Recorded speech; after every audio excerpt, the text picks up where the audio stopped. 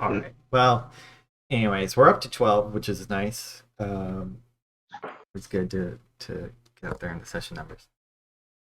Let's go ahead and just jump right in because you guys have a dragon's hoard to loot. Heck yeah. Go ahead and we'll go to that page just so you can see all the gold in the corner. Felt high. Not just zoomed in on Will's face. There we go. Yeah. It's all fake. It's all chocolate coin. All fake. It's all chocolate. It's all wrapped chocolate. It's the secret about gray dragons you couldn't find. So you all have just we ended basically on the slaying of this gray dragon. Uba and Medea looking very wounded at the moment. Others having taken some hits, but not as badly, or have since done some healing. And you begin to, I imagine, go over and look through all of this treasure. There's a large pile. It's mostly just scattered about. It seems that the dragon had kind of been laying on his hoard as a bed. So I'm going to throw some numbers at you guys. We've got 129 platinum pieces in this hoard. I'll also paste it in the 2,373 gold pieces, 9,496 silver pieces, and 931 copper. Yeah, great. So Pretty scattered about there. My rapid like close maths says that that's somewhere in the realm of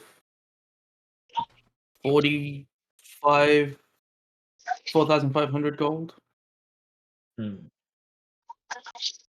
a little bit over. Yeah, something like that. Like total. Cool. Will can pay some of the money she owes. Right. But surely there's other fun stuff here. Of course there's other stuff.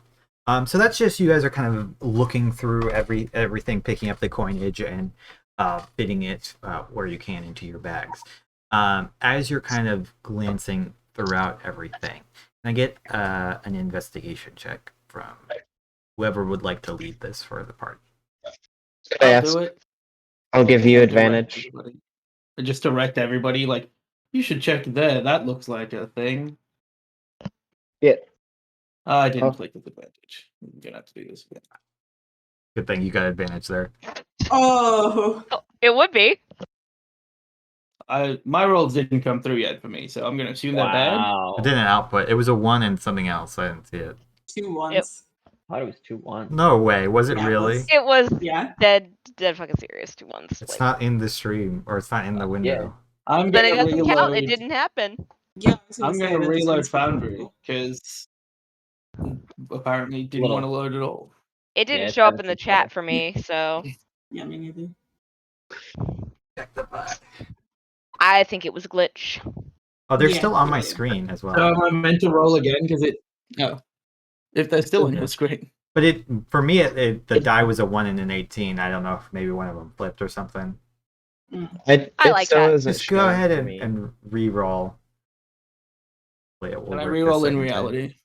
No. I've got to wait for Foundry to load. This takes forever. Yeah, I'm waiting on Foundry myself. My Foundry loaded it. I'm going to let you know that I rolled with advantage and I did get a critical, so I'm annoyed in reality. But I guess that balances if I got 2 1s that didn't show up. That didn't work. Alright, well, I'm going to continue doing my maths on the amount of gold. That way. For the things that aren't affected by this roll, you do find in a small bag what seems to be like a potion case that contains 3 potions with a red liquid in it. Ooh. Additionally, there is a sort of a potion with a sort of swirly gray liquid amidst a kind of clearer liquid. that seems to kind of shift as you just like hold it up there. One of them vodka drinks. Yes.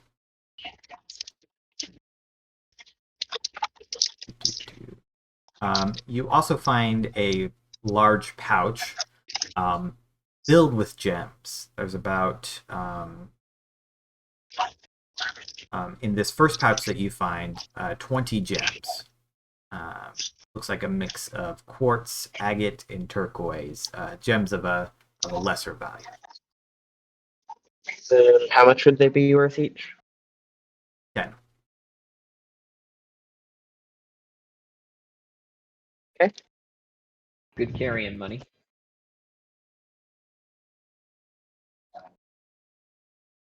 I'm nearly back in. I've clicked my character sheet. Okay.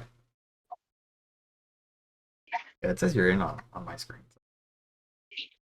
Watching Yeah, since another 2-1s. That would be. If this is another 2-1s, I don't even mind. It's just like, The universe is point, I mean, I decided. haven't seen any dice rolls yet, so I have clicked it. Do that one. 16, 17. There we go. Yeah, that one I see actually it. came Okay, it's through a on mine. 24 and a 23. Yeah. Okay. I don't know what happened the first time. So as you're looking through the piles of everything, you also note one of you spots kind of up in the back. There seems to be a almost dug out little hovel that a rock has been placed under, a sort of extra hiding spot. As you pull this over, you see this seems to be a collection of some of the more interesting prized pieces in this dragon's hoard. So you find another pouch containing several more gems, exactly 11 more gems.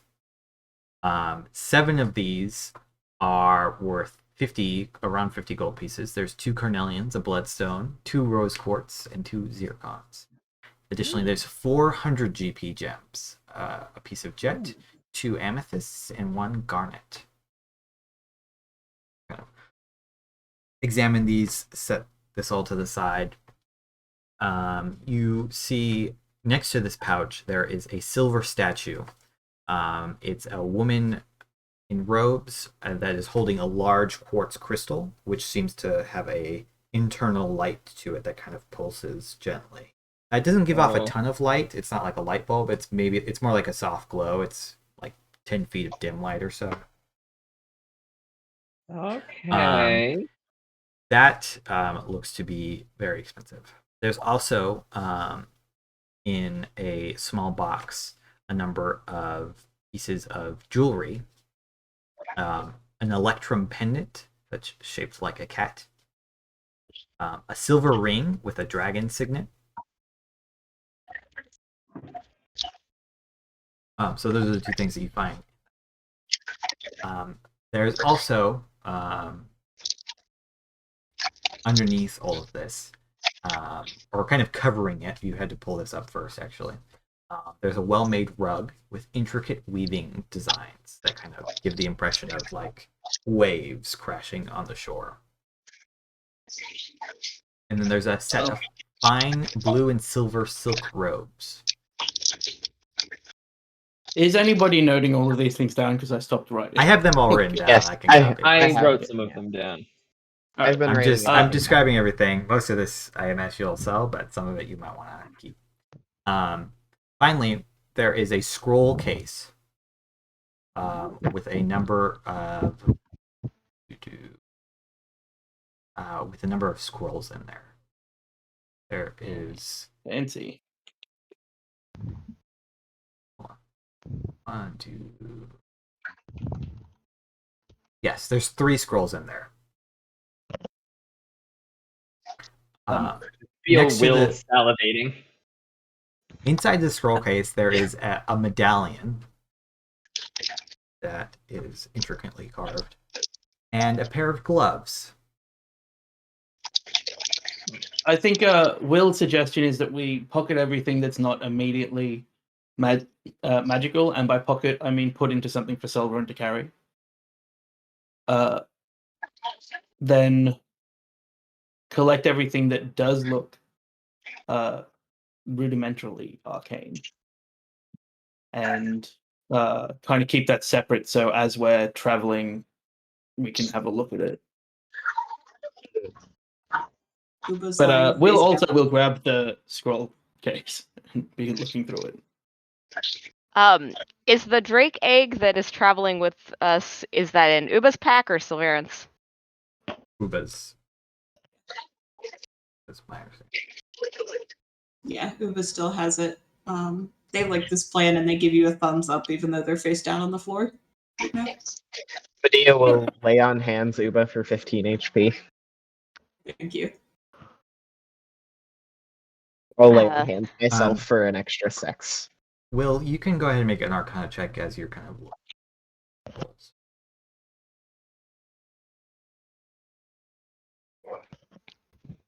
Approximately how many pounds of encumbrance is that to throw on Sulveran? I didn't do the math on this, but I know that between the 5 of you, you can carry everything.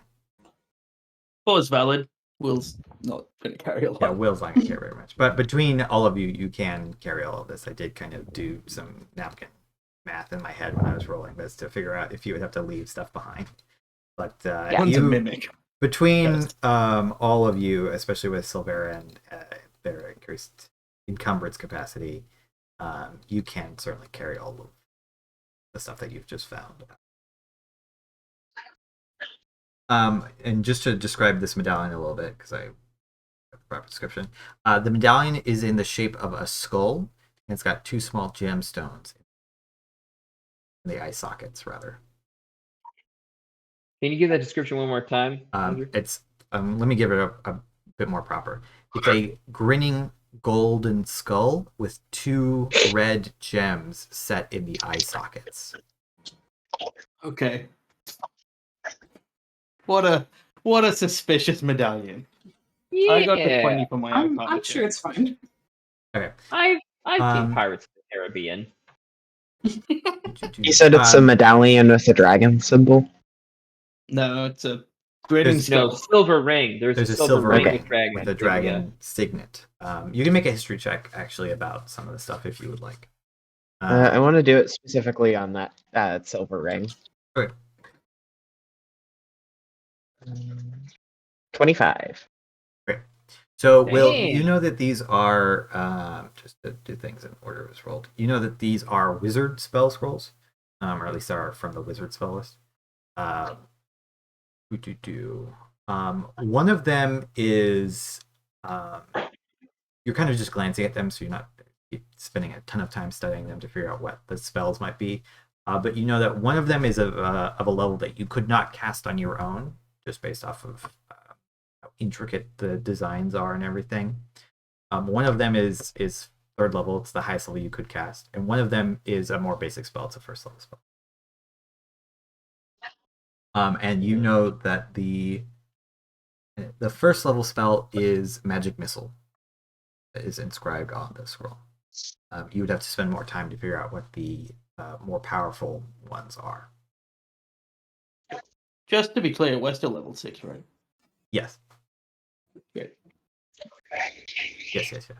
The Medea, you kind of spent some time you're picking it up, looking at this ring. You think that this ring is kind of similar to what emissaries or like people trusted by the Summation, the kingdom of Sumatia, would carry to show like friendship or affiliation. So it's possible that the dragon killed somebody who was affiliated with the kingdom and then took the ring and added it to their collection. When you say emissary, does that mean it's like relatively like it's not just like something anybody gets as a symbol? Like it's usually like official diplomats? Yeah, it's not necessarily like an ambassador level thing, but couriers carrying important messages, emissaries, stuff like that. Yeah. Okay. I will make note of that. Sulveran is just very idly packing his pack. Like everything that is handed to him, he just very carefully stows away, barely even pausing to look at it. Is there anything magical about the rug? No, unfortunately, the rug seems to just be a very It's fine just pretty. rug. Very fine rug. It's Oh. probably worth quite a bit of gold. A fair amount of gold. Can I also do with your 20 Arcana, Will, I will also tell you the gloves seem magical and the medallion seems magical. You know, runic markings. I will look over. routines coming on. I will look over everything before it gets packed away. Like the unique things, are like we'll have a look at and see if it's vaguely, potentially magical, even, and then look at it better later. Yeah, there's definitely something magical going on with the statue, but if it has whether it's just like the lighting effect or something more is hard to say at just a glance. The medallion and the gloves are the only other things that notably appear to be enchanted to your eyes. Other than the potions and pearls. Yeah. All right. I will kind of collect those things, and while everybody's packing, we'll just be sitting probably on the outcropping that she was on before, like swinging her legs, like looking at all three of the things. Sulveran's going to go haul Uba toward the dragon and say, this is probably your affair.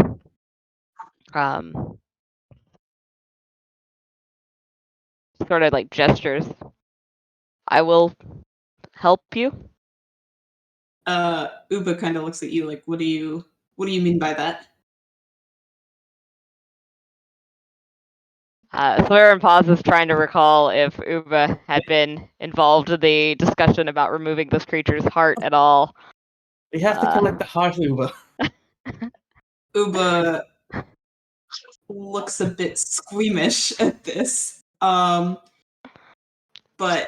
kind of reluctantly gets out their dagger and says, I guess if no one else is dying to do so, and kind of like steps up towards the dragon, but is like avoiding looking at its face. Uber, do you want somebody else to do this? Yeah. Uba pauses for a second, is definitely thinking that they don't want to look weak about this, but at the same time they say, that might be good. I'm still quite injured. Perhaps I'll take some time to heal myself if one of you wants to do it. And they'll step away. I can remove the heart. It won't be an issue. This for you. Take a second. Do you need a weapon to do this? Or... Yeah, can I ask Uba for a knife? Yeah, Uba's gonna hand you that emerald dagger. So have fun having a brief bit of thunder weapon, I guess. Okay. Is it just a survival check? Yes, this would be a survival check too. Okay. I will, the Grey Dragon's heart. I will try from my perch to point out the best, like, where the heart would be on a dragon like this to give bardic inspiration. While you do that, Uba is going to use Cure Wounds on themselves. That'll definitely be useful. 10 total, good god. Rolling hot tonight. Was nobody All helping? of these bardic Sorry. inspiration uses was one. Yeah, is Sulveran still helping, by the way? Sulveran can help in a similar way, where he's discussing like the anatomy of great creatures, but yes, he will still be supporting Medea in terms of anatomy. Would that be like survival advantage or guidance? He is not proficient in survival, so and Guidance. yeah, I think he would be willing to call on Mordain for this one, since it is an affair of death. And specifically, he is showing Medea how to do it. Like he is being careful about the respect of the moment. Okay. So I don't. Sorry, I closed out of it. We did it. 12. I don't know if Alveron can help any, but This is not my forte. area of Huh? expertise. Uba would be the Alveron's only. rapier would get through nowhere. Uba does have survival as well. Yeah, do you want me to roll something to help? You could just give advantage. Yeah, like you Uba could can give just, advantage. Yeah, Like, I'll it do was- that. like Uba could just not be looking. I mean, this is why you came, so I'll give you some leeway on this. Yeah, I'll Okay, so say that's that. 50. 15 total. 15, perfect, magic number. There you go, what you need. So It'd be really funny if we just failed and had to go to another one. you're right. We have to kill another gray dragon. You come back and it's like, well, we didn't get what you wanted, but we did find a bunch This of heart stuff. has a dagger in it now. Was that what you intended? Yeah, Sulveran is actually going to, like, when he's seeing Medea like struggle, he's going to go like talk to Uba. It is no kind thing, but I would like for us to not any gestures at the corpse desecrated. If you would give your advice. Uba kind of reluctantly stands up and comes back over and kind of points at a certain patch of scales and says, I've never personally had to do this, but considering the other animals I've hunted, I'm guessing the heart would be here, and they kind of tap on the scales in a certain area to give you advantage. Cool. And then they go back to healing themselves and ignoring what's going on. It takes you about an hour, so everybody can short rest while this is going on.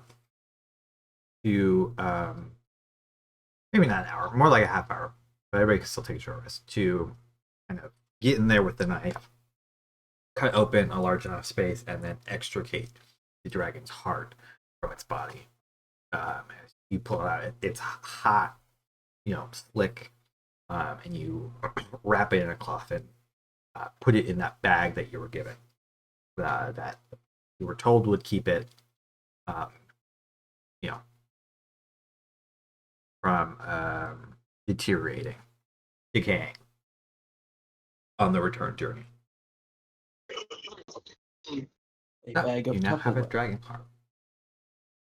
A magical Tupperware bin is great. Yeah. Yep. Over that half an hour, do I get any more insight on these items? Do you want to? You I don't don't have have any identify or anything like that. No, I intentionally didn't take identify. Okay, make me another I think it Arcana makes check. things easy. Too, and this will be more difficult because you're trying to tell what exactly they do. Well, then 28 then. 28. All right. I think that's good enough. Yeah. Who needs to identify when I roll 28? So I'm punished. The gloves are gloves of swimming and climbing. They aid you basically in athletic activities.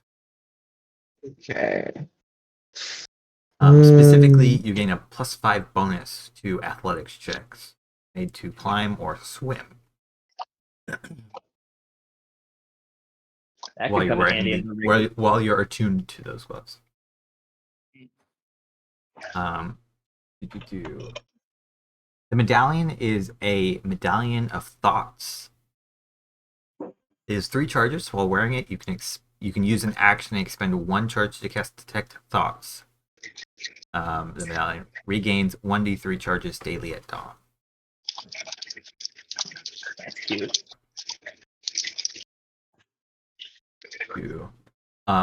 The 3rd level scroll is a scroll of haste.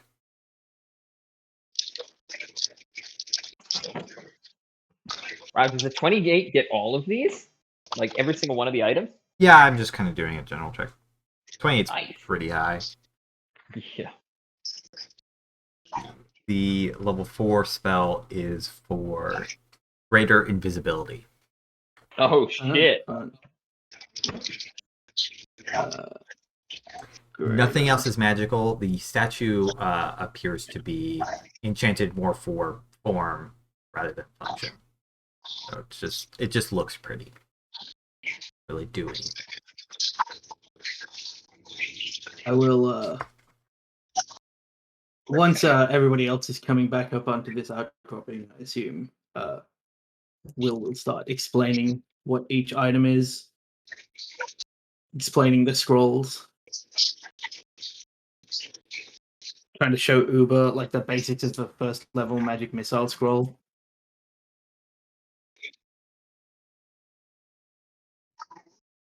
How many of the different gems did we get? I didn't write that down. You actually got a lot of Yeah. gems. So it's 20 gems worth 10 GP and 4 worth 100. No. You missed 7 worth Yeah. 50. Oh, okay, 7 worth Yeah. 50. You shortchanging yourself there. GP 7 times 50. So, and then we got a bunch of like stuff that we have to sell, like the rug and the statue and stuff. Yeah. That, or we can kit out our rooms at Melf's Tower, all fancy like. The place that we were given a short-term allowance to stay at. If we, It I will mean, be we a very could nice hotel. pay rent. We could someone Oh, could well. try someone could try dating Melf so that he lets us live there longer. This is just a thought, but if our draconic friend feels morally opposed to it, I know for a fact that many parts of the dragon besides the heart are prized by mages, warlocks, alchemists, herbalists, or not herbalists, I should say, but Priests of Caudal. there's a lot of people, a lot of use. Yeah, For parts especially of the it. scales. Yeah, I think. Did you actually say that out loud in Yes, character? and I would have been deferential to you while I say it. Like I mean it sincerely. If you don't have some great moral opposition to it, there's a lot more treasure here than just in the horde. I think Uba looks over at the dragon and says, well, it would be a shame to let it go to waste and just rot here, so I think that might be a good idea. And then Uba is going to wander off to explore the cave. Medea is going to suggest before we skin the dragon, we could take a rest here in the cave, since not many creatures would like him to bother us. Like a long rest. Yeah.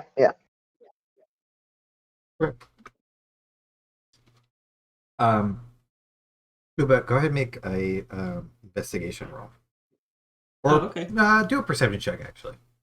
Perception? That's more appropriate here. I've perceived nothing. This chamber seems to be the only part of this cave.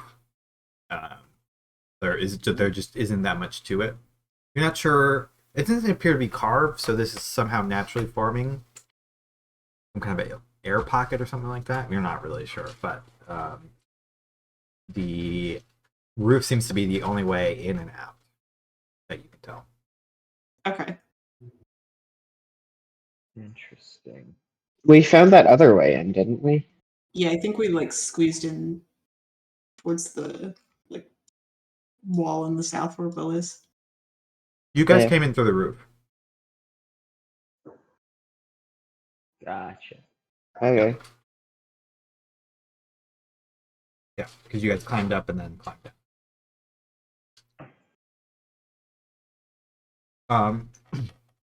If we're staying, Will having taken a vague inventory of stuff during the rest, outlined that we have around 1,100 as like money's worth of gems and stuff and gold, each, and we can just give Mel the like leftovers for the food that he has been expending on us and the like, because we have been eating like well in Mel's Tower, right? This is true. Yeah. Yeah. Will requests in her share only 2 of the 50 GP gems. Only to what? 2 of the 50 GP gems, and then she doesn't want to carry gems because they're like you got to haggle with people, and she always wants to get more than they're worth. Yeah. Okay.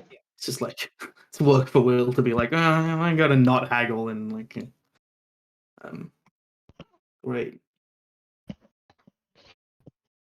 Sulveran seems slightly more inclined to take gems over the coin. He doesn't fret when people are trying to pawn those off. He just tucks them away instead of coin. Can I make a history check as a sort of appraisal on the statue, by the way? Like if this is any kind of notable art, etc. Yeah, I'll allow it. Actually, It might not give you. while Medea is making that check, does anyone care if I Perfect. just take the 100 platinum? Because Will can't carry more than that.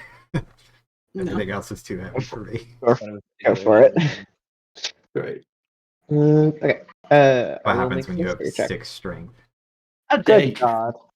Awful rolls today. You're Just not awful. familiar with what the statue is portraying, and doesn't really give you any information about the artist. There's no name on it. There must be a mark somewhere, but you're not. Yeah.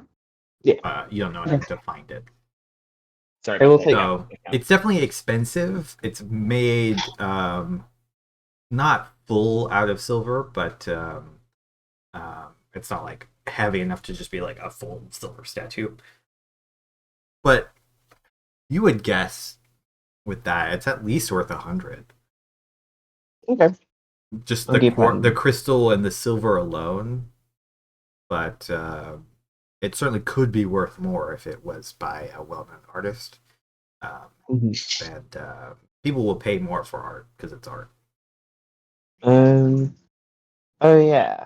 I want to ask out of character too. Does anybody in particular want the gloves of swimming and climbing, or like the medallion of thoughts super bad? What does the medallion do again? So you can spend 1 charge to detect thoughts, and you get 3, and they recharge at dawn. Hmm. Will would only really be comfortable giving the Medallion of Thoughts to Sulveran, or maybe Uber, because Will's like, well, Uber will use that in a very like specific way. But like the idea of giving somebody in our party the ability to read our thoughts is like, Will is naturally slightly against that, Mhm. and will say that when like explaining the thing. But yeah, she doesn't care about the gloves of swimming or climbing. She can swim, she can climb. That's like having a +1 in those things is appropriately fine. Could Uba potentially get the gloves because they can't swim? I don't know if the gloves would help them to like doggy paddle poorly instead of just drowning, but that might be good. That'd be funny. I'm not sure what Yeah, the mechanics Will's on is. board. I don't Okay, have an issue with that. cool. So what discussion happens? Just Will saying that this medallion I think lets you detect thoughts. Is that so the spell detect thoughts, you can open your mind to the surface thoughts of somebody nearby and potentially go a little bit deeper if you really wanted to.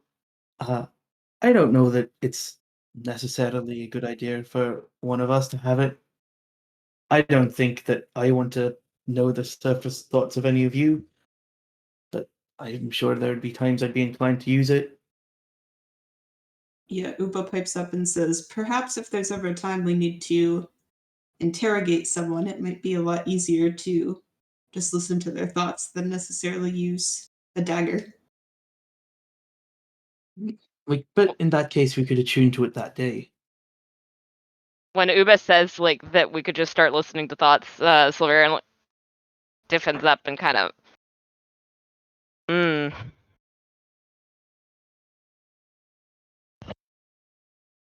that more of I'm gonna roll an insight check. Yeah, can Uba do that too? Uba's not very insightful, but So good at insight. So insightful. Sulveran, you're squeamish about reading thoughts, but not murdering someone for the information? I would personally rather just there are some violations. The body temporary, the mind not so much. Everything's temporary, but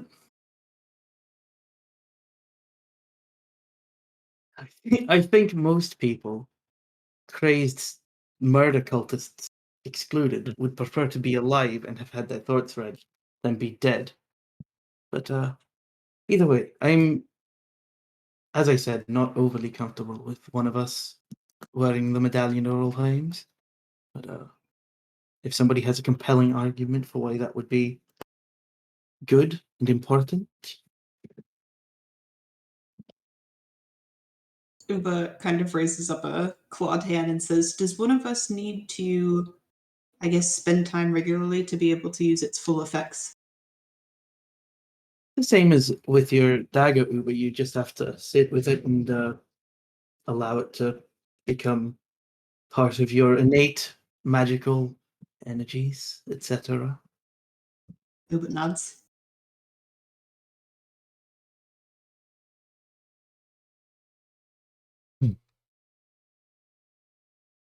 I will. I'm sure you guys know this, but I will also chime in. It occurs to one or several of you that you could always trade it for something else or sell it for gold later Yeah. on. I think There are those bazaars we could go through, and I know there are purveyors of these things. Like the benefactor of Uber's cloak. Mm. I think Uba's going to pipe up and say, I wouldn't be hasty with selling this. I know that it's powerful and we shouldn't use it against each other. This seems like too important of an item to get rid of. Plus, and they like gesture at the medallion. They said, "Look at it. It looks so cool. Why would you want to sell that?" Will looks at it and does not get a cool vibe from it whatsoever, but says, I suppose you're right, Uber. It is a thing that we could always, like, it only takes an hour to attune to, and then any one of us could, in a situation, have that slight advantage. But people are aware if you're trying to dig further into their mind. I just wanted Also, to does ask. anyone want this scroll case? Sulveran just looks at Will at that, like Andre, It's empty. yeah. I wanted to know, would the Somalian government be like willing to reward or like be interested in having that ring back? Yeah, I mean, particularly if you could figure out whose it was, you tell them like, oh, like this person died from a dragon. They might be willing to reward you for that. They'd certainly like to have it back. I don't know if they would give you a significant more amount than the money than the ring itself is worth. So it's a question of is it worth it for you guys to go out of your way to do that? But if you, for another reason, wanted to ingratiate yourself into the kingdom of Samatius, then yeah, that would definitely be at least a good way to start. You know, an easy way to start since it kind of just fell into your lap a little bit. And small point of order, just because I recently went through and fixed some stuff on the sheets. Uba is maxed out on attunement slots as well. The gloves are not, they don't require attunement slot. They do normally, but I think that's dumb considering that gloves of thievery don't. And there are significantly better and very similar. So you're okay on those, but if Uba wanted to attune to the medallion, they would have to unattune to something else. Okay, that makes sense. At least until you hit 10 or whenever you go up I was to going to say, the next proficiency bonus. I think Uba being able to read people's thoughts would be useful and also probably incredibly bad and chaotic. So I maybe think this the is chance fine. of, out of character, I think the chance of Uber ever wanting to read one of our thoughts is low. Which is Yeah. why Will's like, yeah, I'll give it to Uber. Yeah, Uba Not in But- a rude way, but just I don't think cares enough to actually read your thoughts, except maybe Alveron, but probably it. Yeah, Alveron's probably going to save it, though. I don't know if that's true. I know Will is not going to save. That's the important thing. But yeah, I mean, Will's not fussed about everything else. She will offer the scroll case if anybody wants something to keep scrolls in, but like is keeping the scrolls to study. And honestly, the biggest thing that I am getting out of all of this, I am very suspicious of the statue holding the glowing gem. I don't know if it's just my trauma from the beacon, the Meridian Skyrim. I don't know if it's just that, but We have all No. this like these rolled evidence that like it's nothing, and you're just like that's evil. Maybe I'm the- think I trust maybe your you rolled arcane too low. bullshit. Maybe You you rolled think It's too low. really sus. Yeah. Maybe you needed a 30. You never know. Well, I can't give myself bardic inspiration because of the way that the game works Alveron, until level 14. was it's evil Alveron enough to be- actually... Sorry, I was going to say, was Alveron actually shouting that at the statue? Oh, I mean, not the like trauma from the Skyrim thing. Like that was just for us, but just yeah, I don't like glowing rocks. I if it's glowing, it's probably sinking, and I don't like that in a statue. It laughs. Can I look at the statue from a less arcane, more something else, religious or historical aspect? I know Medea already rolled history, so I'm happy to roll religion instead. For the statue? Yeah. What kind of information are you looking for? Either historical, which I know Medea already rolled, or religious, because like, Yes. I don't want to double up on a roll. You could certainly make a religion check. I think the history is out the window at this point. Oh, Religion, can or I also? I would let you make a jeweler's, tinker's tools. I'll make a Tinker's Tools check. That will be but- more about the quality of the item. All right, then I'll make a religion check. But I'd also like to make an investigation check to see if there's any like false panel in this Okay. statue that might be holding other stuff. I'll Yeah. do the investigation first because it could inform the religion check if it's like real high. Also, doesn't 22. Medea have the ability to smell evil things? Or is that just with living things? Oh yeah, Medea, you could smell evil. Yeah, with strongly aligned things. Well, let's check this medallion, this skull medallion. So you're saying they can only smell it if the evil or good is particularly dank, correct? Yes, it has to be dank evil or dank good. All right. Yes. You know the look. Yeah, I would know if it's particularly awful. If it's desecrated, I suppose. I will smell the statue. I'll take a moment to sniff So- it up. And just so we're clear on what exactly, literally, And the it's, medallion. if it's a desecrated, consecrated, or if it's a celestial fiend or undead, Yeah. that is what that gives you. I will, for flavor sense, if this was like made by a demon, I think you would get something out of that. But if it's just made by a guy who is evil and it doesn't do anything evil itself, you wouldn't get a smell.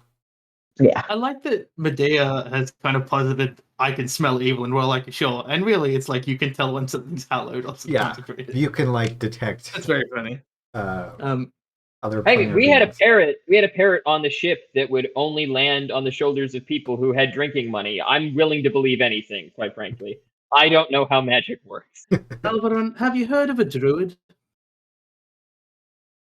That could have been a druid. I'm trying to think.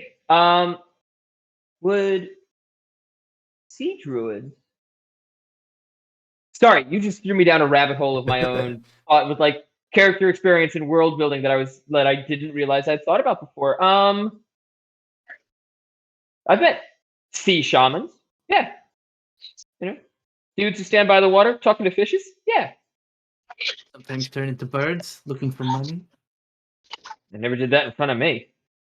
Well, I have it on good authority of a druid trying to steal from someone.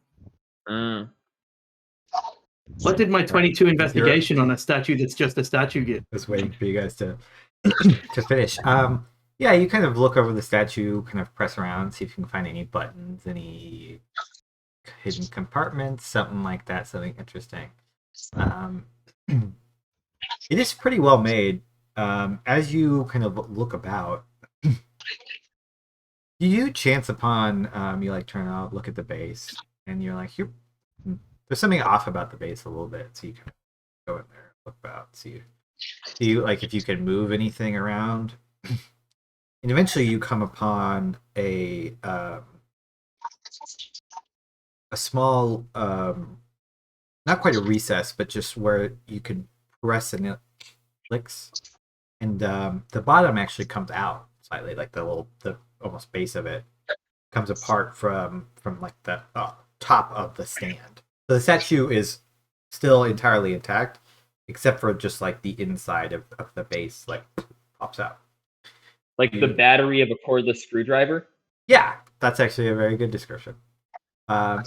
You pull that out to find a small note that has been curled up and tied off the little scroll. Well, I mean, I'll read the note. Obviously, I'll read the note. Like a DC 55 wisdom save. Okay. Would not be the first time I got in trouble for immediately reading something. In this game. You're looking at it. It seems to be written in Thracian, and you're kind of not really understanding it. But it's also, you're kind of like looking at it. You don't know Thracian, but you've walked around a Thrace before. It's like some of the words you don't really you know like individual words. They're written intentionally strangely. You would suspect that this is probably like some kind of cipher from your excellent investigation check. And Will turns to Medea and says, "Do you speak Thracian?" I imagine I would, right? yes, Okay. Medea says, I do. She Will whips into her coat and pulls out a leaf of paper, checks that it's not one of the spell scrolls that she just shoved into her jacket, and pulls out a stoppered thing of ink and fishes somewhere else to find a quill and says, could you read this and copy it with, there seems to be an emphasis on words in a strange way. Can you copy the emphasis as well? Right, I'll try and all of it. Transliterate it, I suppose. This is happening while we're taking a long rest here, right? Yeah. It's fine. You gotta take a pencil and kind of like mark down on a bit of scratch paper like a translation. Mhm. It's kind of nonsense. The marked out words. So it kind of reads like a parable. It's talking about an owl bear is sitting by the creek, drinking water. The water is too cold. The owl bear gets up and leaves and chances upon a rabbit. So there's like a bit of a narrative here, but it's very strange. Is there any sort of dialect to it? You would guess that it's written by somebody from Samatius. Okay. Samatian. Internally, they'll connect that to the ring a little bit. They'll show Will the ring and sort of explain the message and say that this is definitely oddly written. This is probably some sort of code, and they'll put down the emphasis where it You want to exists. try cracking a code in a gibberish thing while we're resting? And you have noted where words were intentionally, you think, misspelled. What skill would it be to do code breaking? Just raw intelligence check? Investigation? Yeah, I think in this case it would be a raw intelligence check. Or maybe insight if you wanted to make an insight check, but I accidentally One of hit those two. insight just when I was trying to click over to that sheet, so don't mind me. I'll make a raw intelligence check. Can I help? Can I give advantage on raw intelligence checks? You so smart. I'll let you. I get jack of all trades on my raw intelligence checks. Sure, I'll allow it this time. Okay. It's not Cool. really attached to his skill. And you're both kind of spending quite a bit of time working. Well, look. Here's the thing. What'd you roll? It's gibberish. 11. Okay, it hasn't popped up for me yet. Yeah. So there it That's is. I rough. see it on stream. It could just be written by someone that was drunk or not really I think good at speaking summation, I suppose. you're kind of reading it. You think you're missing context for understanding what the message is. Clearly, they're talking about something, and you think the other person, whoever would receive this message, surely would understand it. But what they're talking about, you don't know if this is about like a battle or somebody doing something or something like that. It's just you don't have enough information really to piece together what the coded message might be. That makes sense. Andrew, is there any sort of? I know you said it was like it was told almost parable style, but I'm thinking of like a version of Grimm's fairy tales, or some sort of.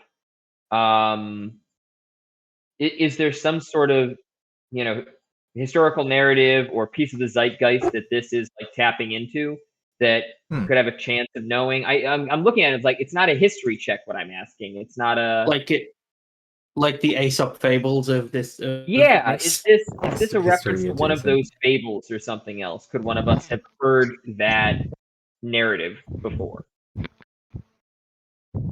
Yeah, let me take a look. I would Just allow. not sure how to phrase that as a role. Sure. No, I understand. I think what you're asking could be a performance or a history roll. To know I would that information. much prefer it to be a performance role if I had to choose between the two. Yeah. Okay. This would be performance using intelligence. Oh, gotcha. Sorry to ask, but how do I make the performance roll about intelligence, or do I just have to do the subtraction? We'll click on it and subtract in our head. Okay. Well, he's doing that. Can I try and see if I can get a grip on what end this was written? Like if this was written within the that's a good last question. year or 10? That would definitely be a history check. Okay. For sure. 17. Why my main foundry is like behind. I would like Will to be clear that Will, upon not working it out herself, became uninterested in the code. Okay. I don't care about this. This is not a thing that 17. I am at all interested in. But Right. it's less than 18, right? Because of That's correct. intelligence. So it's actually it's -4, so 14, and I A would very not have guessed charismatic that. man, Will. 14 and 17. Okay. Medea, based off of like the age of the paper and certain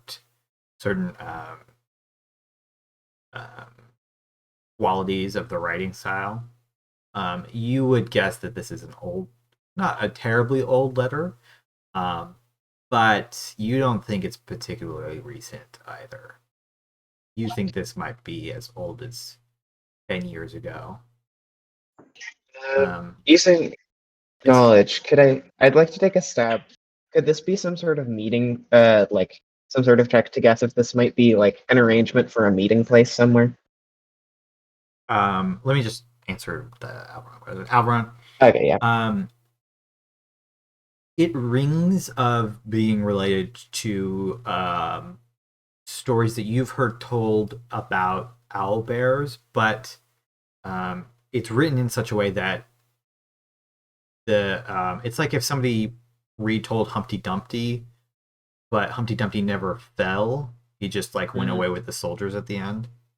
So it's clearly like using these kind of stock ideas, but not delivering on a message that Is clear Alveron to convey the that? audience. Say again, Sarah? Does Alveron convey this? Yeah, absolutely. I would be Mm. talking out loud through it. It would be one of those. I mean, I've heard stories about owl bears, but it's.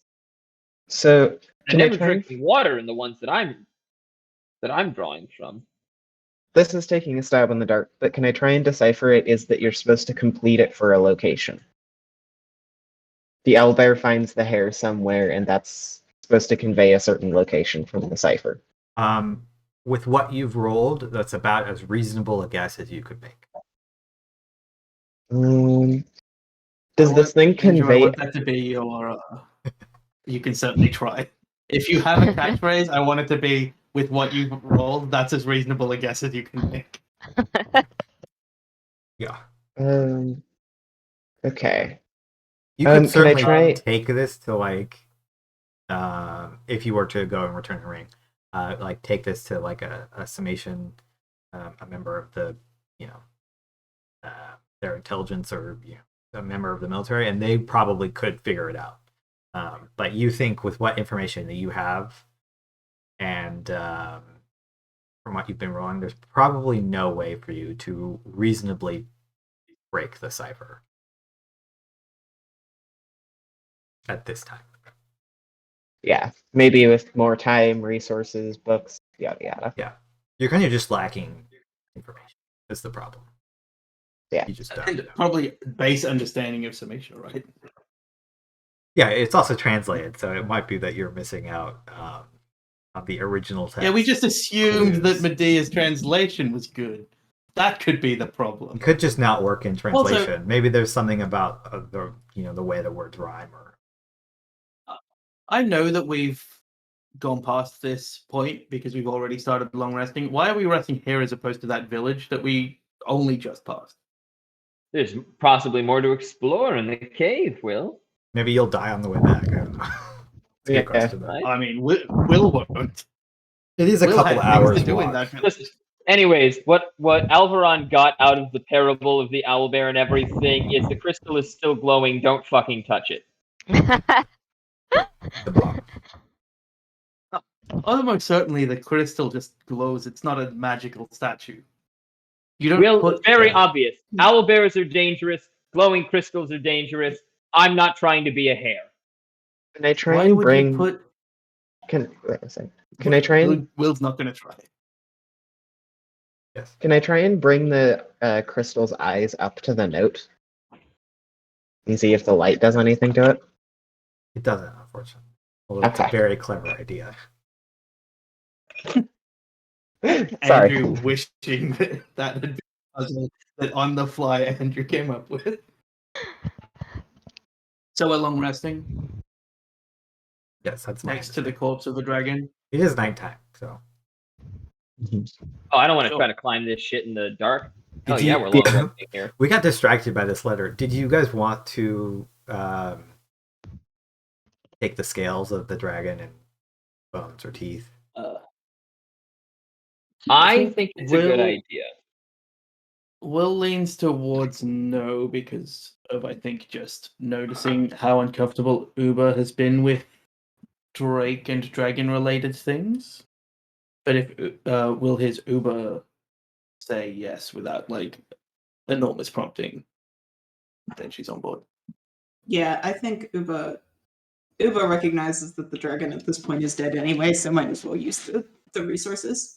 And they kind of emphasize that. Okay. Yeah, if you want to spend some time during the long rest to extract scales and stuff, you can make me another survival check. If advantage is necessary. If Uber recovers their hit die.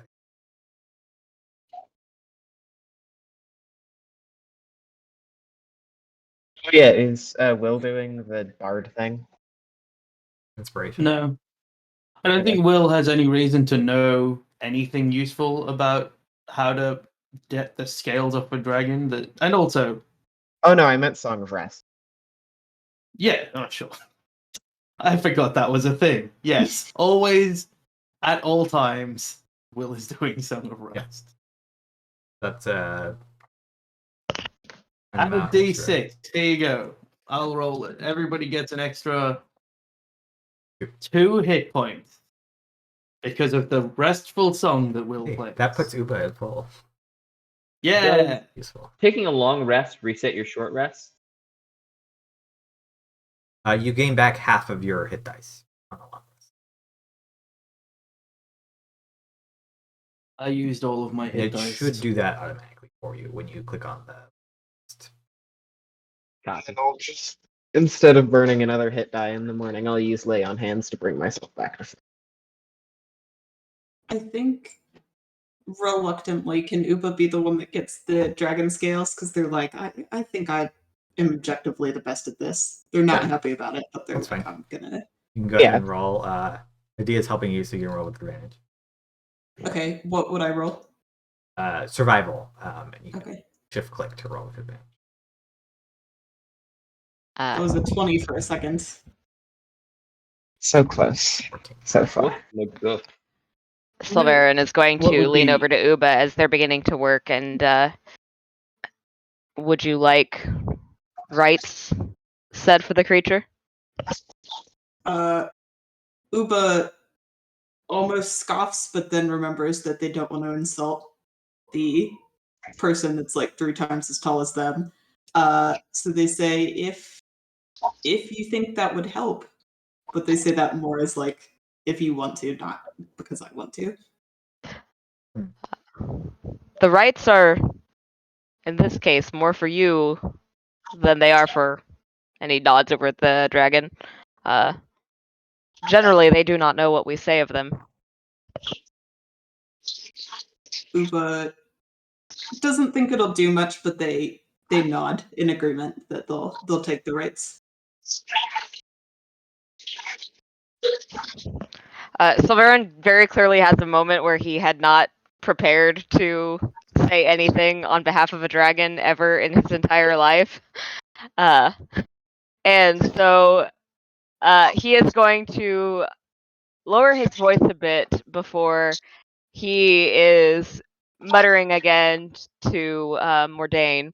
And as he's muttering to her, he's getting the tones right, the very religious Gathite emphasis on things. But he's literally the whole time having a conversation in Gathite with Mordain of, so if you will look after this one, I think it bothers them, and it's just a very casual conversation as he goes about helping Uba break his body down. And then when he's done from the Gathite, he just kind of like nods over to Uba. Uba doesn't realize that was specifically for them, so they'll just say something to the effect of, yes, I think that was a beautiful funeral, and they just stab into the dragon with their dagger and start cutting it apart. I'll let you. Well, we can count that as guidance. Your little thing. So you roll another d4 to add to the roll. I assume Will heard this extremely casual guidance ritual. And it's just like watching Sulveran like, this is a strange thing. And and as he's doing it, like Sulveran has completely forgotten like to pay attention to the fact that Will can speak his language. It is definitely on Uba's behalf. Uba has no clue. They think it's mostly for the dragon. So it's an extra d4. Yeah, go ahead, roll a d4. Also, if I Me? disappear, my dog is on a fly hunt and it's really bad right now. So Am I rolling the d4 or is Sulveran? You can roll it. you're the target, so you roll it. Gotcha. Aw. One. That's fine. Just enough. All right. You extract a sizable amount of scales and bones from this creature, as well as a number of things that could be used as reagents for alchemists, stuff like that. So I'm just gonna type out what you're getting theoretically. I made a system for the other game that's very intricate on what you get when you harvest out of animals. So I'm I'm gonna give you that just so I know how much monies you can get out of all this. Cool. I'll just gonna type it down. These are generic terms for things that I've made. You get 2 hides, 10 bones, and 2 essences. So those are the reagents, alchemical, enchanting, etc. You would normally get 4, but 2 of those are taken by the heart, which is Okay. already extracted Okay, cool. out of this So, creature. yeah, I think as Uba's working, they get a little less and less squeamish because it's more of like what they did when they were hunting. Oh wait, hold on. Maybe some of that was Messed up those from- values. Let me delete that. okay. I already wrote that down. Sorry. It's just more. You've ruined all of my notes.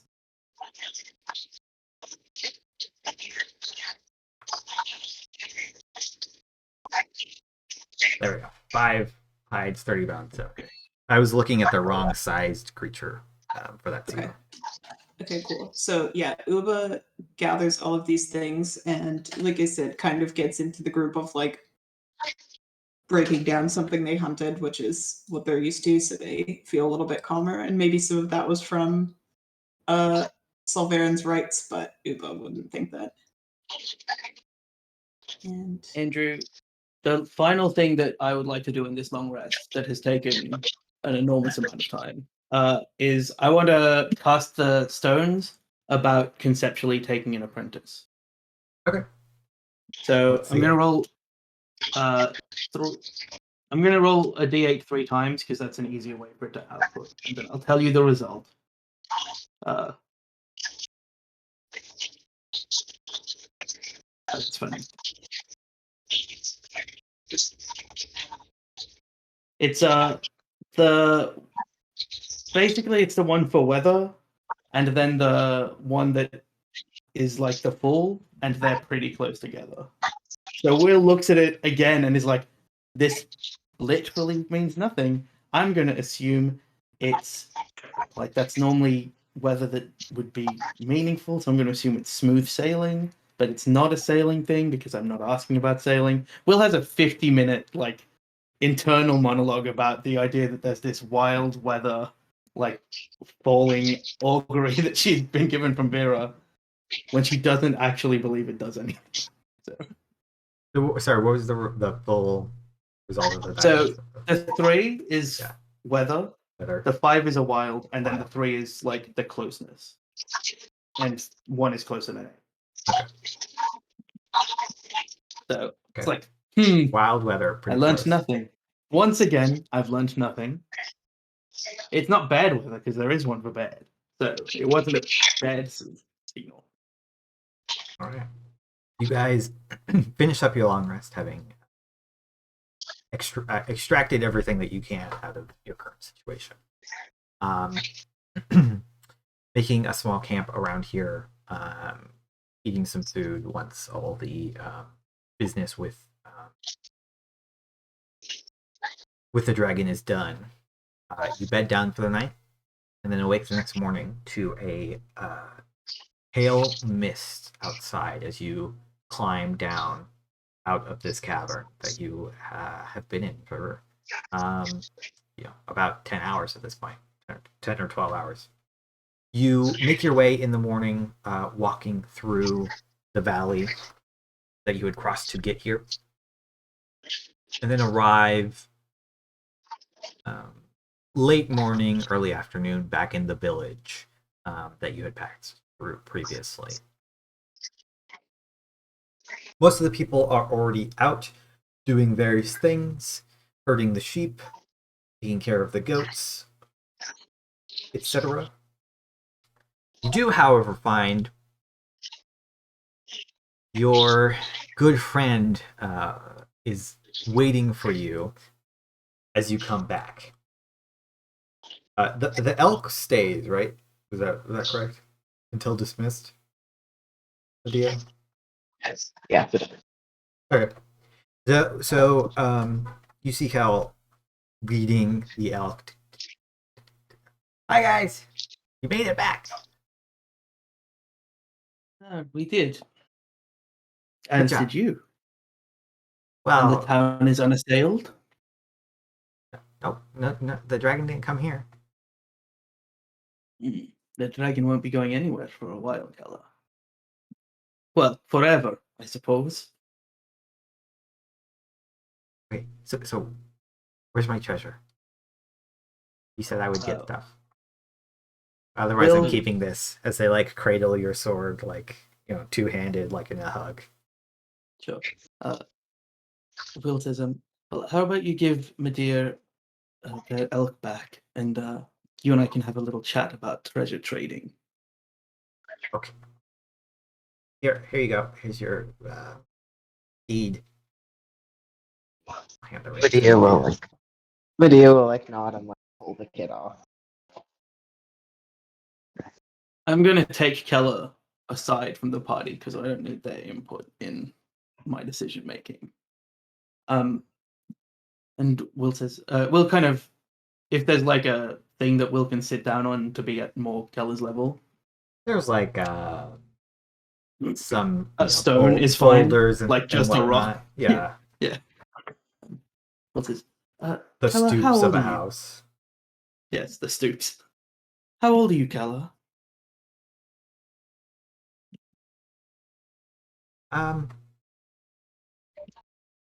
7. I turned 7 this year. And if, for example, I didn't have treasure to trade enough for me to recover my rapier and you to have some kind of shiny treasure, what would you do with the rapier? I would keep it, and I would go on my own adventure and find my own treasure.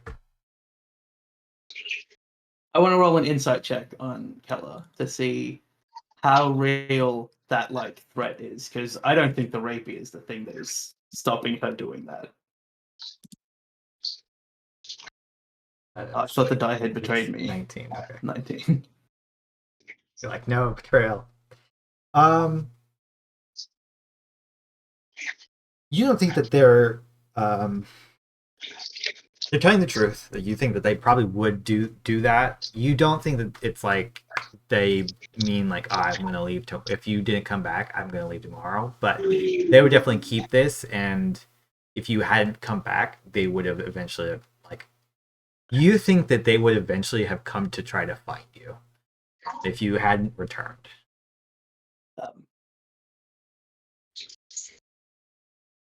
What do your parents do, Keller?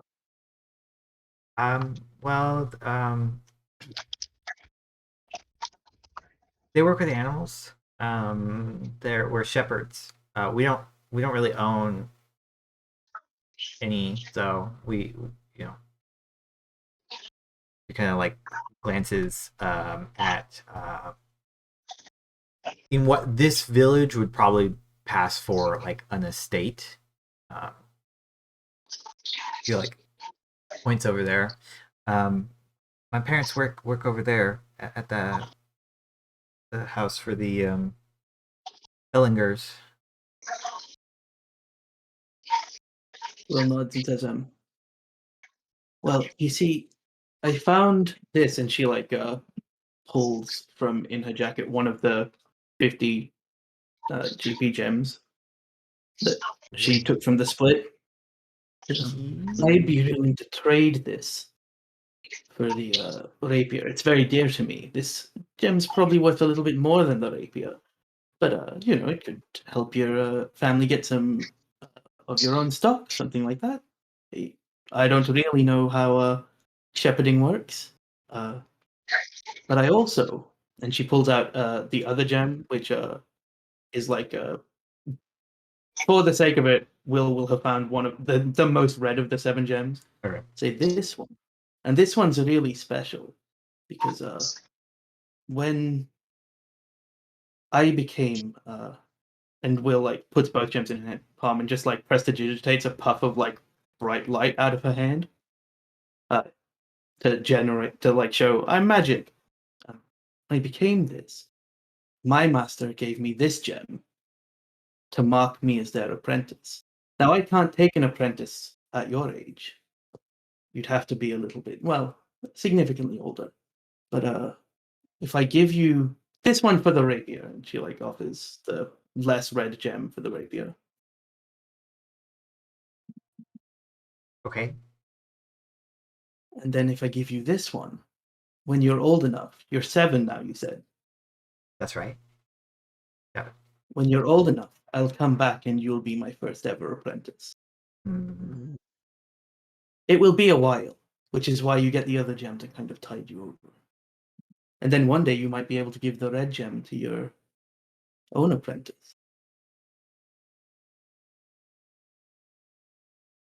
What if you give me these gems and then I pay you this one to take me as your apprentice early? Hold on. I'm gonna make a roll. Yeah. Will just wants to know how persuasive this kid is. Okay. 19. All right. Pretty good. All right. I was hoping Damn. for a Great critical.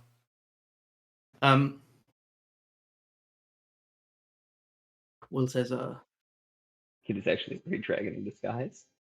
like it's just for out of character for Will, the more the girl pushes to want to come now, the more worried that Will is that she will leave by herself, and that's so much more dangerous. Having been that girl, that's so much more dangerous. I can give this one to my parents. That way they don't have to worry about things. And then I'll be with you. They don't have to worry about me. I know from such experience, Kala, that even though you will be with me, your parents will still worry.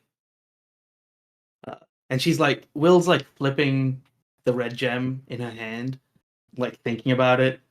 There's like something that nobody else has ever seen her flick something just like absently, but it's what she used to do when she was thinking about a bargain when she was like a quartermaster. She's like, so I would give you 1 gem, and then you'd pay me that gem for the second gem. Yeah. And then you would take me, and my parents wouldn't have to worry about another map.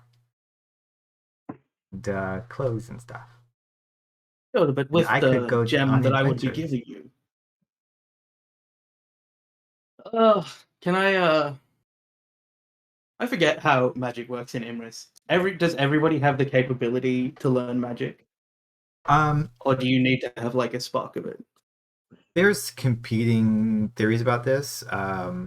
Most people would say that most people have the capability of learning at least one kind of magic, but not everybody is capable of learning any kinds of magic. Not everybody is capable of learning any magic.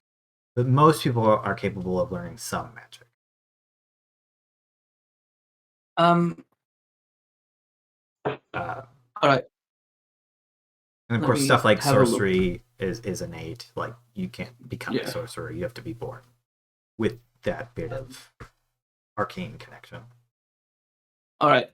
Well, it says, Kella, I'm going to need you to close your eyes. Okay. And I will put They the shut 2 their eyes like gems. real hard. I will put the 2 gems away, and then I will prestidigitate 3 small non-magical trinkets. One of a cat, which is an illusion. An illusionary image. One of like a crow, which is normal, and one of let's say an otter, which is also normal, and I'll prestidigitate them like in a row in front of her. I can have 3 active at any time. Mhm. I'll say, all right, one of these is magical. I need to know that you can understand the way that magic works and potentially become my apprentice. It's far easier to tell when you're older. Also, irrespective of how this exact thing goes, Keller, I need to talk to your parents because I am happy to bargain with most people, but making this kind of bargain is not something I'm willing to do with someone of your age. This is why normally the apprentice is older, Keller. Yeah, but my parents don't own me. I can make my own decisions. All right. Well, you do this test, and then we'll move on to the next step, and I'll continue to wonder why I was cursed to look in a mirror. But So run it by me again. There's 3 prestidigitated things. all of them are magic. All of them are magic. Which, so I will tell you because it's essentially like a roll. Like Right. passing the best would be to say they're all magic. Passing fine would be to say that just the cat is magic, and if you're just like, well, the wrong one, which is a non-magical trinket, because one is an illusion, which is a slightly different form of magic. It's an arbitrary test that Will has come up with. Right. But I think like just a roll of some kind is what Will wants. Well, not Will, but Will wants to see how Keller approaches the test, because even if Keller just reaches out and goes, "Bleh, this one," then it doesn't matter if it's right. Okay. And you're like I holding want these you to out. work out the method. Sure, you're holding they're these on- out in your hands. They're on the ground. All that it Okay, specifies so- is that it has to be a size that can fit in my hand. Yeah, basically, I want you to work Right. out the methodology of a 7-year-old. So, Okay. thanks. So eyes shut. I kind of lean down, look at these. You can open your eyes. Oh. Look at them. I appreciate the extra challenge you tried to add to yourself. I'll keep that in mind. Well, you said to shut your eyes, so I had to keep my eyes shut the whole time. I like that you can take the instruction to that level. One of them is magic, you say. Yep.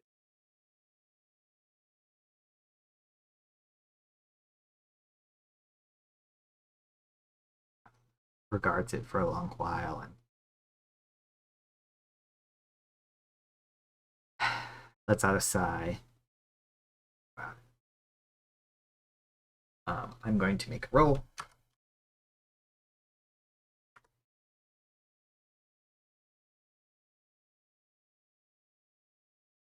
I've rolled this little girl's specific stats. I'm kind of blind. Yeah. I'm just gonna go ahead and roll the relevant stat right now. -4. That's a 3. That'd be really fun. Yeah, well, that's pretty good actually. Okay. Yeah, I wouldn't take an apprentice with a garbage stat.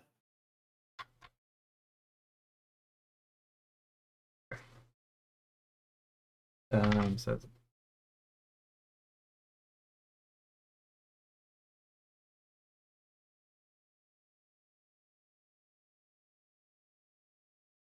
15. All right. They study for a long while and think and look up to all of you, and they look at your face for a long while, like, hey.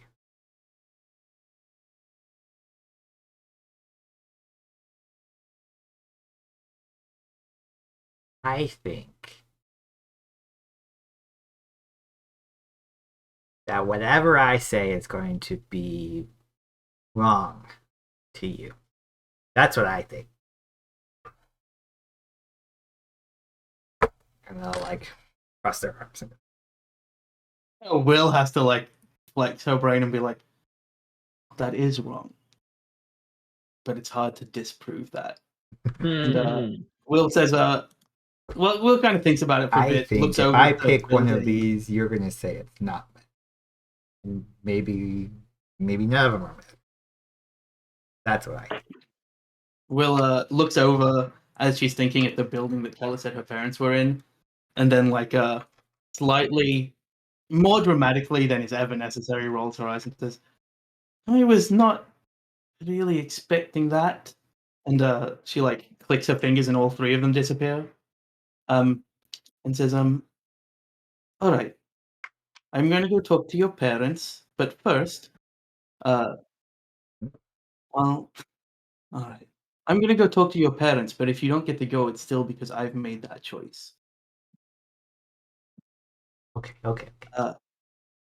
But first, you have to promise that if you become my apprentice, And Will gestures to presumably like 3 staring faces and Alveron doing like a natural thing. Everyone's like, Yeah, Alveron like looking through the town at 3 people staring. They will travel with us. They will sometimes speak to you, but I am your teacher, and anything that they teach you, we will talk about. Because I will be the one taking responsibility for the life of a 7-year-old, apparently. Yeah. Great. Let's Nothing go meet can your go wrong. parents, Kella. okay, follow me. And they'll like to Yeah, run Will off, is, hair trailing behind. Will is flicking the gem still in her hand. Just as like a really small rotation, and she catches it. Are the rest of us Go meet coming Kella. along with you? No. Will is like, if you start moving towards Will's like, it will not be as long as that took. They don't have to do a test. That's a smart decision. Okay. Although maybe You it runs to the family and I could get 3 apprentices. you are eventually brought to this small estate. Kella goes and finds their parents pretty quickly and says, drags them over and says, this nice lady said that apprentice me, da da da da da. And eventually, you're not brought inside or anything. You're kind of standing face to face with these 2 somewhat worn-looking older people. You think they're probably not that much older than you, but they seem to have more years of hard work on them, weathered faces, kind of things. Really dismissive of Will's 18 years on a ship, but sure. They look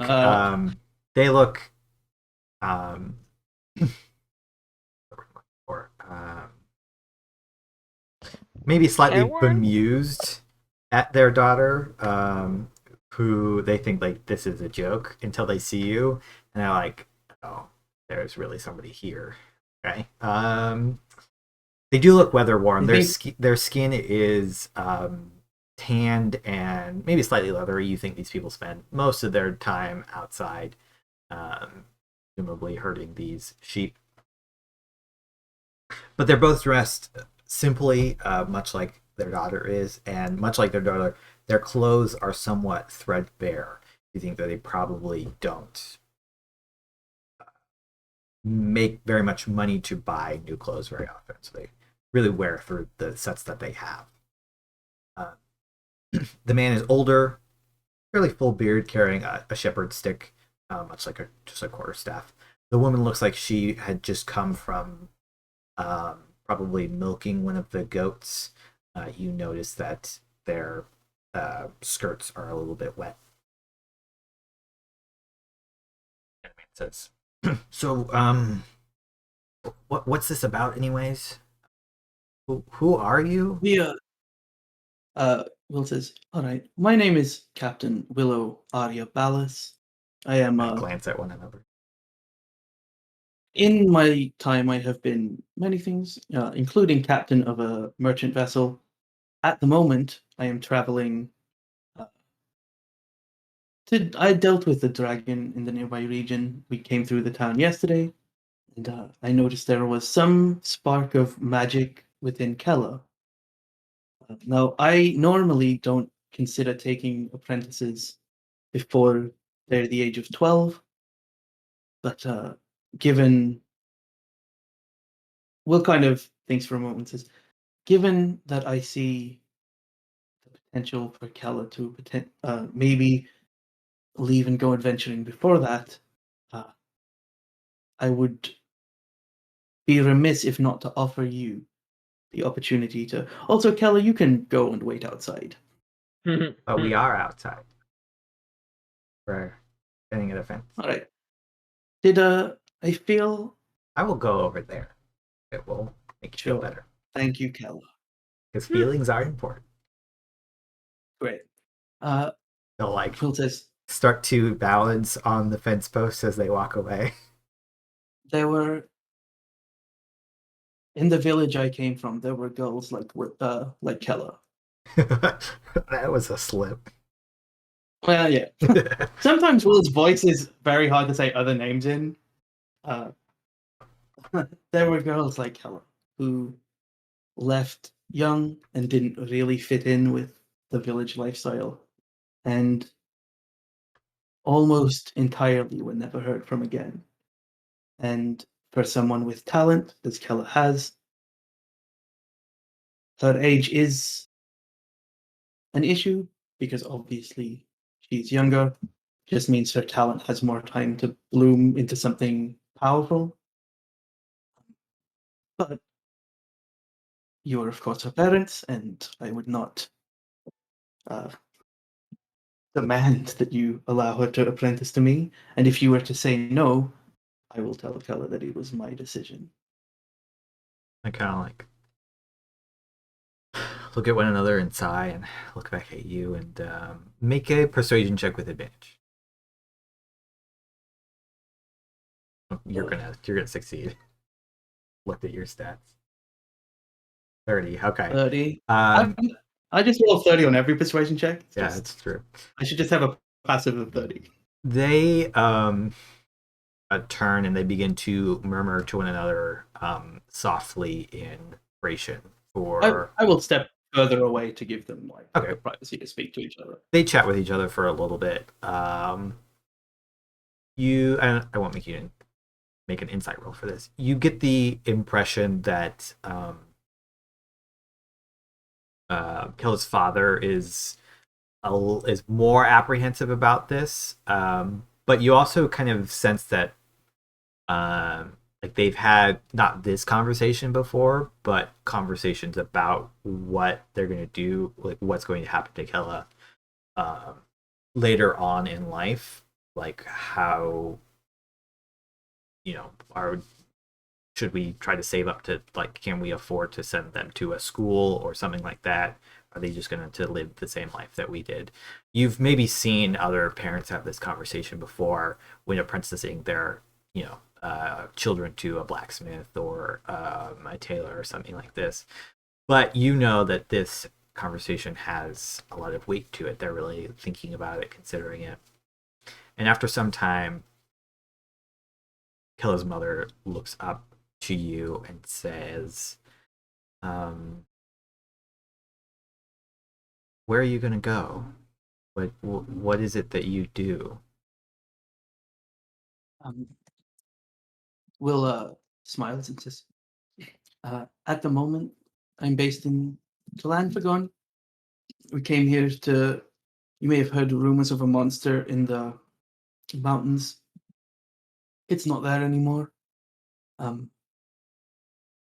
At the moment, I would be apprenticing Kella, not just in the arcane nature, but also in mercantile ways, and trying to make sure that when her apprenticeship is finished, she would have the option to potentially become an adventurer, but more likely become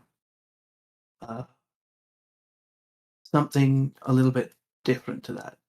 We're currently saying it, well, it's not really relevant who we're saying with, because I don't want to trade on some other legendary people that I might know. But I guarantee to you that Kella will be safer traveling with me than traveling by herself.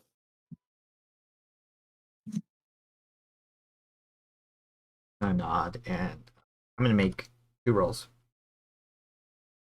I'm not going to tell you really what they're for. Other than I will tell you that these are, technically speaking, opposed rolls.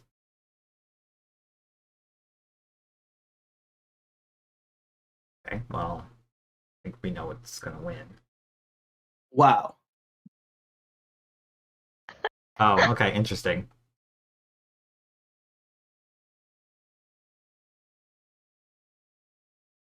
Okay. All right. So the 2 parents look at each other again for a while. No words are passed between them, but more so more so than the conversation that they just had, you think this stare that they're exchanging is what is the like where the final decision is being determined. And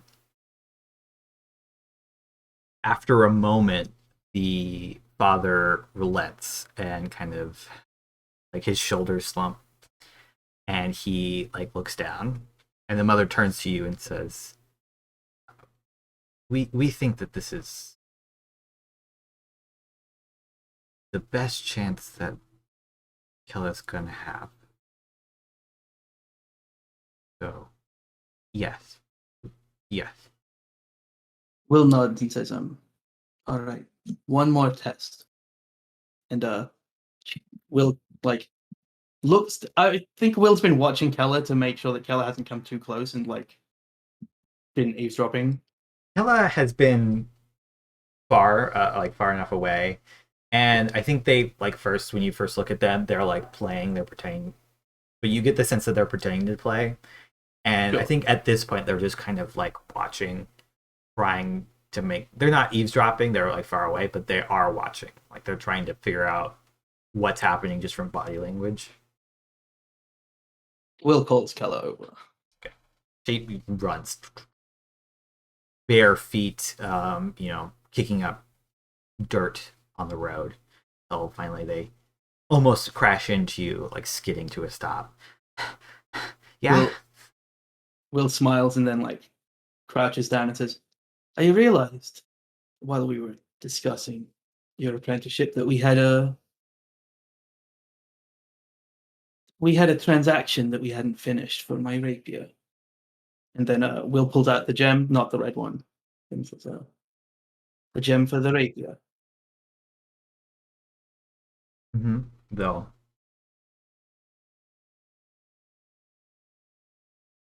And Great. And for now, I will take you as an apprentice. But there will always be tests, and I will bring you back if you if I'm fail enough of them.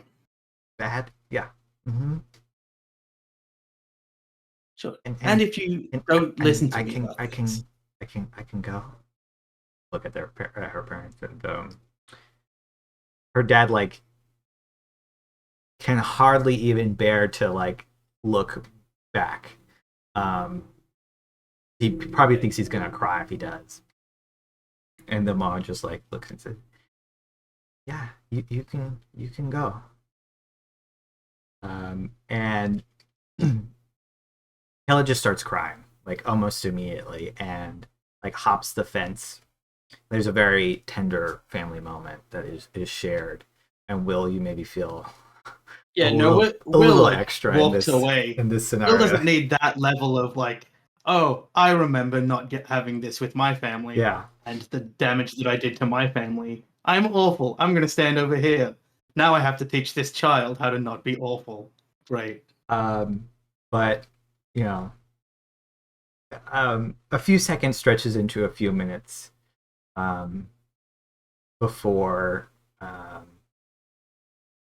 Hella runs to you and says that I'm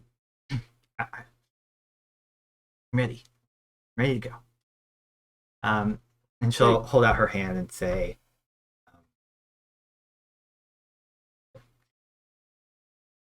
my dad told me to tell you that name's Calandra Missander. How I should introduce myself to people whenever going forward, whenever I meet. I don't forget.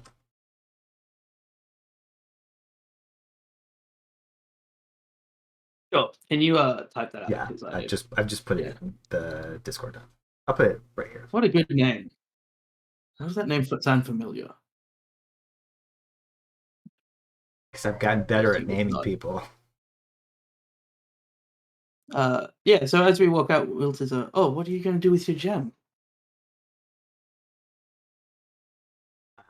I gave it to my dad. All right. Will looks down and like actually like full smile and says, That was the real last test, Keller. She nods. All right. These 4 idiots are going to try and teach you things. Again, you're my responsibility. Talk to them. You can be friends with them. I feel like the A rest lot of of the them don't know party anything. has just been like off in the Yeah, Will the didn't far mention any of this to distance them. watching. I don't know if that's what everybody else was thinking, but that's just what I was thinking. I mean, I was watching this like as one sailor to another, being like, "Oh yeah, get that recruit. All right, cool. Yeah, we need." And then I like see all of this emotional shit going on. Just oh no, oh fuck, I have a child by proxy. Oh fuck. Will walks over to the others and says, I've decided to take Keller as my apprentice. It means that I am responsible for her well-being, her education, her clothes, her everything. I don't expect any of you to share that responsibility. And if any of you overstep your bounds and take that responsibility without speaking to me, I will send Keller back. And her apprenticeship will end by your hands. You realize we are all inadvertently now responsible for her as soon as we leave Great, right? To a Nope, large degree. Specifically, I am responsible for her. And That's if you not overstep how that this. boundary, Wait. I will send her back. If I'm you responsible die, for me too. look, if So I you like look up at everybody. There'll be provisions for if I die. I will leave those If you- provisions with relevant people. yes, but that means that we are all now responsible for making sure you don't die, and making sure that if you do die, we are prepared to take care of this child. And in contingency, that we are prepared to feed and take care of, and if we are camping in dangerous places, provide shelter for this child. Hey, stag lady. Don't worry about it. Will Nothing bad Will can happen to laugh. me. I'm clearly It the says, hero of this story. That's true. But you know Remember how when I said stories I was work. going to write this story and I wasn't in it? That's because Keller's in it. That's the important person. But, Medea, if you have such reticence, I will go and return Keller to her parent. Oh, you can do it, actually. That's not my issue. I more just wish that perhaps this had been, asked if everybody was fine with having a child on our adventure. Uba's At gonna this point, hop I mean, in. I'll pipe up, looking over at media, and just media. People join ships at incredibly young ages, and it's not that they're the crew's responsibility; they're the ship's responsibility. Yeah. It's a very important difference. But in future, any additional things, creatures, people joining the party must be discussed. That's fine. If anybody were to just develop some kind of magical creature out of nowhere and we travel with it, that should be discussed. You're right. Takes 2 seconds to adjust their backpack that has the drake egg in it, and then says, well, I think that we are very lucky to have such a intrepid adventurer with us, and puts their arm around Killa. Ooh, scary. Sulveran Will. is just going to look over at They're like Will. the same height. Oh yeah. Hella might be a little bit shorter. I'd have to look what the average height for a 7-year-old is. Sulveran is looking at Will, and he tilted his head to listen to Medea and Alveron with their disagreement. But when he turns back to Will, he only asks in Gathite, you are her safekeeper, and it's more like reaffirming, less than it is question. Will doesn't understand necessarily that word, but does understand the intention of that question and responds with yes in Gathite, which I assume is far too long a word. Oh no, this girl is taller than Uba. Great, That fantastic. makes it funny. And she's 7, right? Yeah, I think she's also tall for a 7-year-old girl, so she's like 5'4". All right, Oh Calandra. god. Oh, She's You twice as got us tall a as you. gap this kid's taller than Medea. No, How tall Medea's is not she? that short. Medea's 5 foot. 5'4". 5'4" is Medea's very Sorry. tall. 4'4" Medea's is what I said. Okay. I might have Yeah, misspoken Medea's there. 5 foot 4'4". Okay. Anyway, They will almost Calandra, certainly be taller than Medea when they are grown up. Calandra, this is Uber, Probably taller than Will. Maybe not taller than Sulveran, Mhm. Medea, or Andormedia. You know, if we're doing the full names, the dramatic full names, and Alveron. And we can go now because this took too long. Nice to meet you all. My name's Calandra Masander, and well, we're going to be taking care of each other. That's a good way of thinking about it. See, I like this kid already. And Will just like walks off with Gala. You didn't like her before?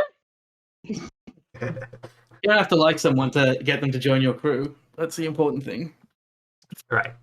Less. Killa has skipped up to be at the front of the party as you all begin to head out, exiting from the small village, retracing your steps to go back to Athos, I assume. So I mean, it's not incredibly important, but like I'll pull Will aside at some point and ask if they would prefer that like Kella ride the elk, so that if again something happens, they can just have the elk get out. No. No, Okay. that's alright. Well, it's fine. Will's like writing a curriculum for teaching a 7-year-old. Even during that conversation in her head, she's like, how do I approach this? Figure that out. All right. You all begin, again, I'll say here otherwise, to trek back to Athos. So you spend the better part of 2 days on the road. Kella does everything that they can to seem as useful as possible in every situation. Somebody wants, needs help collecting firewood, they're helping collecting firewood. Somebody wants water boiling in the pot, they're boiling that water. Somebody needs you to go wash something in a stream, they're going to offer to do that. And the comfortable, or at least the dynamic that you had made on the way here has shifted again. This new presence full of energy, waking you up early in the morning to get going. You eventually arrive back in Athens and find the ship still waiting in the harbor. Impatiently. But this is a large city if you wanted to do something here before you leave. Yeah, we'll head to the trade merchant district. I don't know what it is in Athos. And we'll ask if anybody wants to come along. I think Uba will. Is this to the Sure. market? Yeah. Yeah. All right, let's go. I need to find a bolt of silk. That's it. Okay, you head down to the market. It's there's a large open air market, not too far from the docks, but a bit away from perhaps the smell of fish and fishermen. You can pretty easily find a bolt of silk, undyed, dyed, if you want a variety of different colors. Sure. I want it dyed as bright white as possible, and then I'll ask the textile merchant, I guess, to cut it to a width of 4 inches, and then I'll buy 15 feet at 4 inches. Okay, they'll cut it into long, thinner width than one little sell to you. For that amount of silk, it's probably like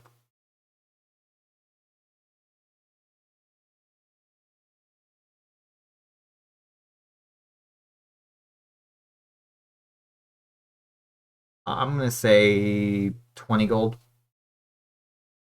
Give them 2 platinum, Math on that. because I am that kind of baller. Very good. Then you're And pure then, white silk. Do you know anywhere that has that I could buy some clothes for and digester at Keller? Clothes for a little girl. Yes. I mostly sell textiles, but there's a tailor, clothier that I sell things to. If you and he'll give you some quick directions to a building. They make clothes for all sizes. As we're walking there, Will turns to Uber and says, "Did you have anything you needed to shop for?" Uba is kind of thinking for a second and says, I don't think so, but I certainly wouldn't be mad if there's any food vendors around here, and they might start like sniffing around, seeing if they can try and find one. Right, you look around. You do see that there are certainly some food stalls. There is a Thracian man at a stall with a large packed meat skewer, selling what seems to be a local variety of goulash, from the imported, quote unquote, from Tel Aviv. But as you're looking around, there's also a stall selling skewers of fish that smells quite tasty. You notice that there's like squeezed out lemon all over the fish, and it's like psh, making a very satisfying sizzle as you pass by it. Then on the other side,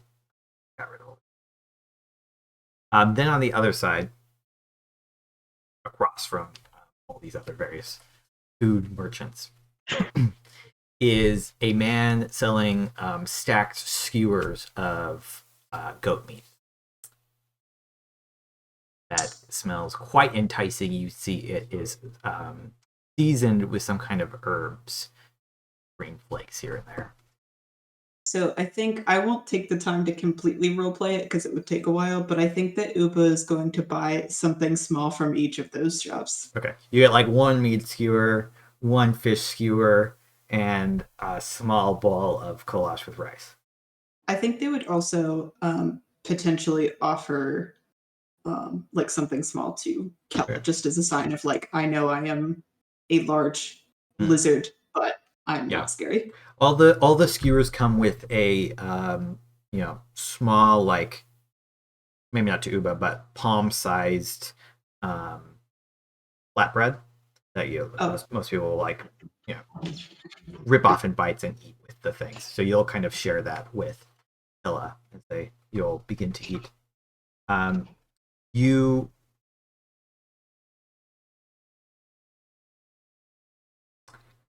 then go to the clothing shop. I want breeches like yours. Come on. You'll go get them a suitable set of traveling clothes that is a bit more substantial than their, shirt dress combo. I'll pay for 2 sets of clothes for Color because Will has been a child. Right. You get like and knows how quickly you rip through clothes. Change of shirts, change of pants, a couple sets of undergarments, etc. When all is said and done, let me see, child's clothes. That's gonna come out to we'll say 5 gold because I imagine you buy shoes. Yeah. Only 1 pair of shoes. But also Will says that Keller can go barefoot if she prefers. Yeah, and I will pay again in a platinum and get some change. All right, they'll hand you 5 gold back. Great. And then I'm done. Right. Keller? I assume I could have borrowed some kind of ink from Kala. I borrowed some ink. Sure. Yeah, Kala has ink Or that you spellbook could writing. Yeah. Take him with you. Or you could buy some here. There's How certainly quick? people selling. How long is it going to take you to be? No, it's fine. I'll use Kella's, obviously. How long is it going to take you to be annoyed that you named them Keller and Keller? Immediately. As soon as I said it the other A day. hell of your own making. Calandra is what we're gonna have to change it to. Let's call her Andra. Or That's you could fine. call her Kel. Just change her whole name. They did introduce themselves as Kel Kel. the first time. Sure. We can do that. It'll be Kel and Lil. All right. Was there anything else that you wanted to buy? No. Okay. Kel busts out of this store, kicking the door open, like, yeah, I got new clothes. Don't kick doors open. That's a merchant store. Sorry. Just For effect. I understand the effect, but like there's a respect that you have to other people's things. Right, sorry. Also, I was going to talk to you about this on the ship, but it's good that Uber's here. Stop doing everything for people in the camp. I appreciate that you're trying that hard, but they can do their own things. But I like making Uba soup. Uba just kind of shrugs, like, well, if they like making my soup. Okay, I'll only do it if you tell me to. You can make Uba soup because that's good soup, and you make good soup. But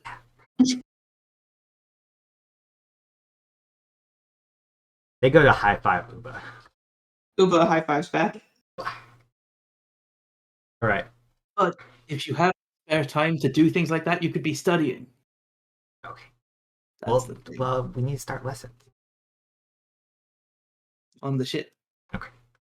You on that note, we smash cut to everybody on the ship sailing back to Talon. I think that's where we're gonna take our break.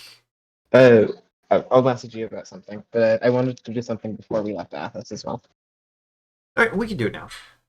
Okay, before they leave, it's not like a big thing, but Medea wanted to go to their parents and leave them some money so that if need be, they can send a messenger if anything happens with the dragon and Samadius that they hear in the news, Okay. or if anything unusual is going on. Do you do this surreptitiously, or are you like, hey, Dad? Yeah, they somebody. ask. They tell Sulveran and Alveron they're gonna go take a private aside, and then they hand them a good chunk of change, 50 gold pieces to how much would it cost to get somebody to do a messenger service? Depends on where to. Most places it's most places are most of the time if you want a message taken long distance, what will happen is you'll give the first person some money, saying, something like, when you get there, they'll pay you this much money or whatever. Mm-hmm. So then they'll find somebody to buy that letter off of them, and then they'll find somebody to buy that letter off of them, and then eventually it will make its way to its proper destination. How much money would it cost to get some sort of magical letter sending? A lot. I mean, you could always sending. That would be the equivalent, essentially. How much would it cost? Are there services in the city if you need that as a priority? If you wanted to hire somebody to just straight out deliver a single letter, they're going to go, out of their way to do it. It could be expensive in the, maybe as much as 100 gold. It all heavily depends on where you're at. If you need a letter taken to Samatius, that's easy. Whatever. Oh. If you're in Roms and you need a letter taken to Athos, well, that's quite a journey. So they might. I will leave them 250 gold pieces. Okay. Out of my share. To send letters to you? Yeah, if they hear any important news coming from Samadius about the dragon, or if there's any rumblings about it. And they're gonna send the letter to Mel's Tower? Yes. Okay. And yeah. Okay, well, if you just needed to tell Afghan, you could leave them 20 gold. That would be easy. Okay, I will leave them that. I just wasn't sure how far this letter was Yeah, intended to go. yeah. Leave them 20 gold just in case that happens. Yeah, that's more than enough to send a couple letters that way. Okay. A few letters, anyways. And I think that's it. Easy. All right. So then you guys get on the ship, and we see you all sailing away. Calandra looking back at this for and their homeland for what might be quite some time before asking some sailors to show her sailing knots. That's where we're going to take our break. Will show Hell her sailing yeah. knots. All right. Task Will is off. Let the sailors do their thing, Captain. That uncomfortable.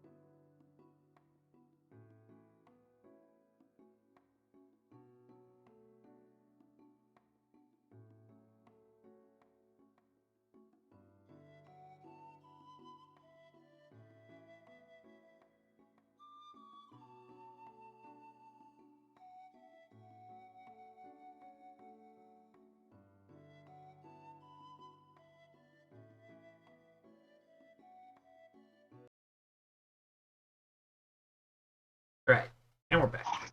Break's over. Get back to work. All right. I immediately give Ort 50 platinum. Right. Well, how'd it go? I see you've selected a person. Well, it's fine, you know. We didn't die. Turns out the dragon was this child all along. Oh my god. Make a deception check. Ort immediately kills. Just Deception. say, I never this is rolled when deception. sarcasm gets a 7-year-old murdered. The Oh, first okay. act of Will as a genuine Nah, parent or is it's to like, get their nah. child fucking murdered. Go on. Go on. I don't know what it's like in Australia, but in parts of the American South, sarcasm is still considered witchcraft. So I It's don't know not how like- this is going to It's go. not like that in Australia. Australia is not a real place, to be fair. Says, so, the rest of my fee for the armor. Yeah, I give him 50 platinum. Yeah. But Okay. I'm not paying the Medea's bit. Yeah, That's the bit I agree with people for. excellent. Ort. I keep calling it's- him his dad's name, Was which it- is real offensive. Was it 1,000 or 750 GP? I can't remember. I think it was 750 because we gave 750, him yeah. the scales from the Drake. From what was Okay. remaining. How much? That you had How much GP did we each get? I'm looking. 1100. Okay, Uba's going to mention that we have Grey Dragon scales, if that would be helpful in lowering the price. Ooh. Yes, that Yes. could be something we could do. Yep, I will pay him. Yeah. He would say, I would take such and such pounds, which would equate to he would take 2 of your hides of dragon scales.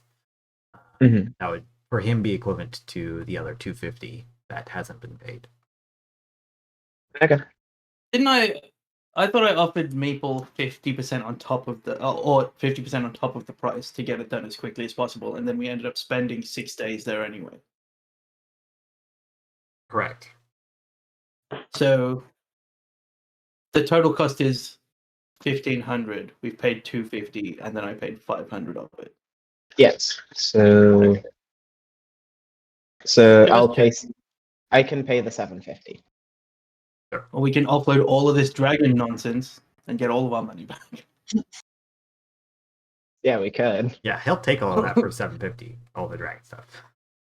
Not all that, like, he can pay us correctly for the dragon stuff. Yeah. All right. Figure out how much.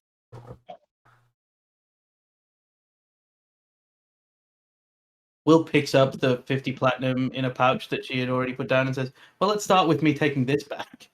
So I don't have to lose all my platinum. All right. I will take 3 of those hides. 750.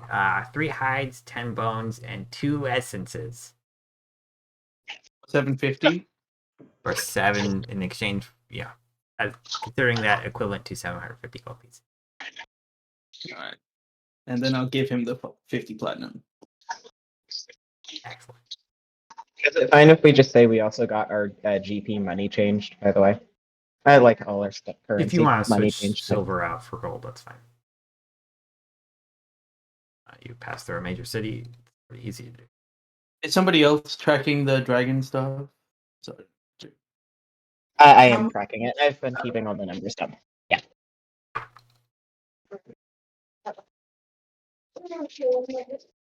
right. Excellent. Well, this was a good deal on my part.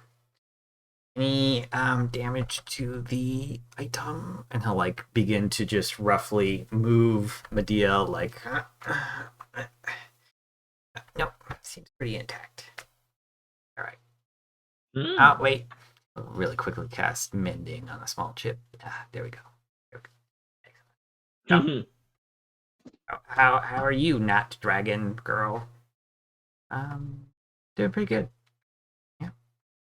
Kind of glances at Will. You want a suit of armor? Real cheap. I best prices in town. She kind of looks at you like, do I want a suit of armor? How about because you didn't need to do a rush job, you give me back some of the 500 gold I offered you for a rush job. That's true. But I did accompany you here, so why don't I give you back 40 and we'll call it square. I'll tell you what, because I like you so much, George, you can give me back 38 platinum. Good. Alright, here you go. And Took you me- back 38 platinum. I was gonna be like, just give me back 30. That's 100 gold. Yeah. Great. Now I can buy another thing I wanted. And that thing is scrolls. As you're doing business. Alright. Alright. Keller, this is Do we all. want, Hello. do we want to try and sell the other stuff, like the carpet, yada yada? I should just try and sell it in Glenfigon, I think. I think if I remember, Mel said he'd also buy stuff like that from us. Magics are he might like valuables. he might like the Alveron. You can sell Melf the statue and tell him that it's magic. Melf rolls real bad.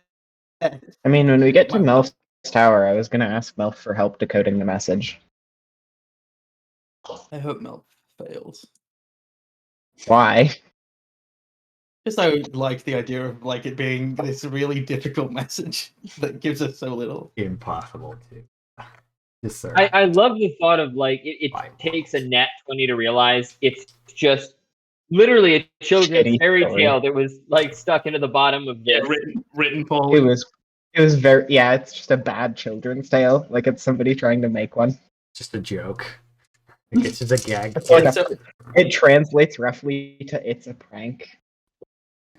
I don't want to go through it really, but I want to spend the time between here and getting back to Lanfagon kind of getting a gauge of what Keller already knows about things and what areas she's already good in. Okay. Like good at, like things like that. Then I think the first thing that Will is going to try and teach her, and probably with using, if Uber and Alveron are willing to be examples, I want to try and teach Keller to be proficient in stealth. Yeah. Okay. I'm sure Uba would be down. Uber, go hide, and then Uber has to hide and Keller. That like they They play hide and basically play seek. hide and seek. Great. Yeah, I did a teach. I made a kobold go play hide and seek with a 7-year-old. If that's not D&D though, I don't know what is. Mhm. Alveron just hides for like 4 hours. Nobody finds. I would like It's to. about hour Took a 3 nap. that Alveron realizes no one is looking for him anymore, but he still takes another hour to just sit there and think. If everybody's fine with it, I'm also just gonna sell the like art stuff we got to Mel. Sure. I'm happy for you to tell anything. Like, Okay. Uba Yeah. has like, no desire to care for art. Alright. They don't get it. So it was the electrum pendant shaped like a cat, rug with. yeah, we're not back into Lanfagon yet. Yeah, I was just Okay. noting some stuff for Okay. Kel's stats. Go ahead and make a teaching roll, Will. No. With intelligence or Yeah, with intelligence. Charisma? And Uba, go ahead and make Uba / Alveron, whoever wants to be kind of leading this, go ahead and make a stealth roll. Okay. I'm glad they make that. God! I was gonna say Wow! Yeah, Uba has a cape that gives him advantage. I'm gonna roll it as investigation because it's the same.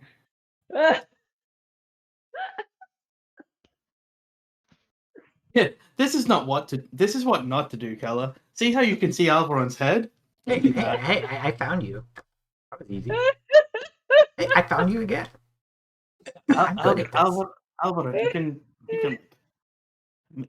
lift the difficulty a little bit.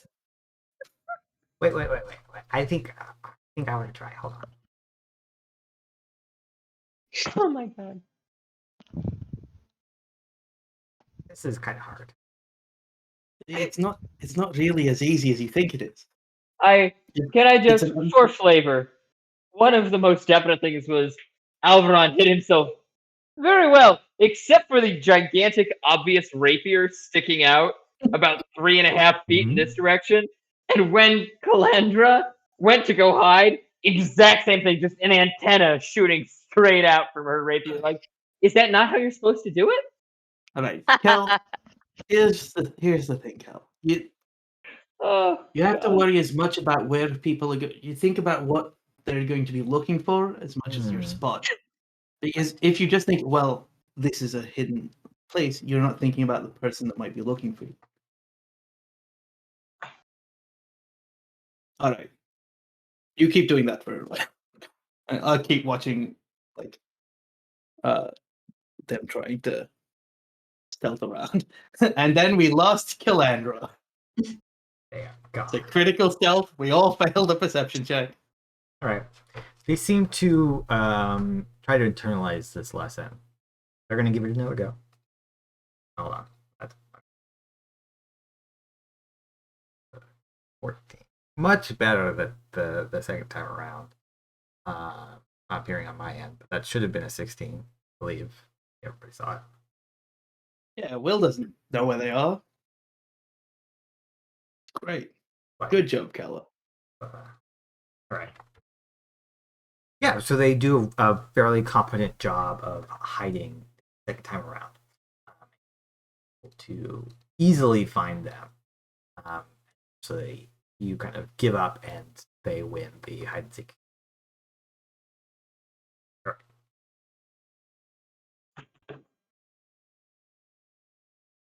You spend a couple days at sea teaching Calandra all these new things, getting acquainted with them.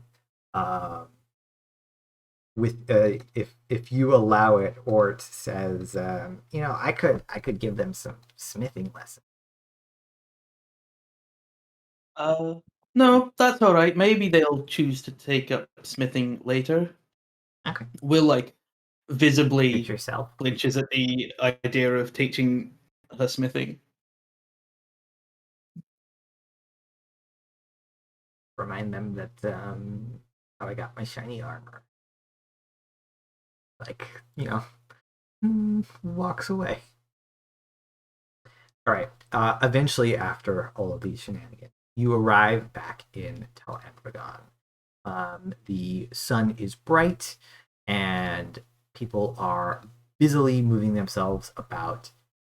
They are wont to do in Ruby of the Ulysses Sea.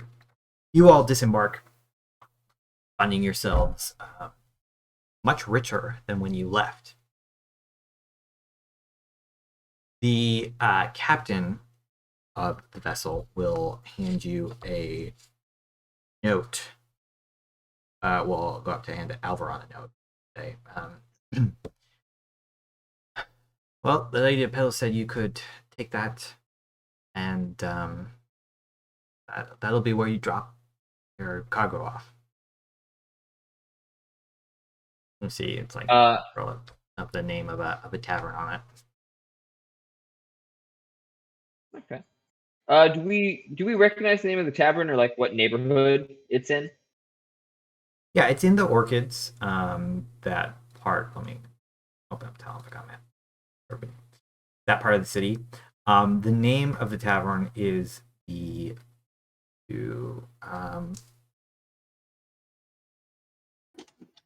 Duduum? No, it's the White Lotus. All right, look at my notes. Gotcha. All right. Kind of look it over, just kind of run through the mental checklist. It's an Orchid territory. fully tracking, it's like we have safe passage as of right now because we're on business, even though we haven't completed the job yet and everything else. Yeah, we're still.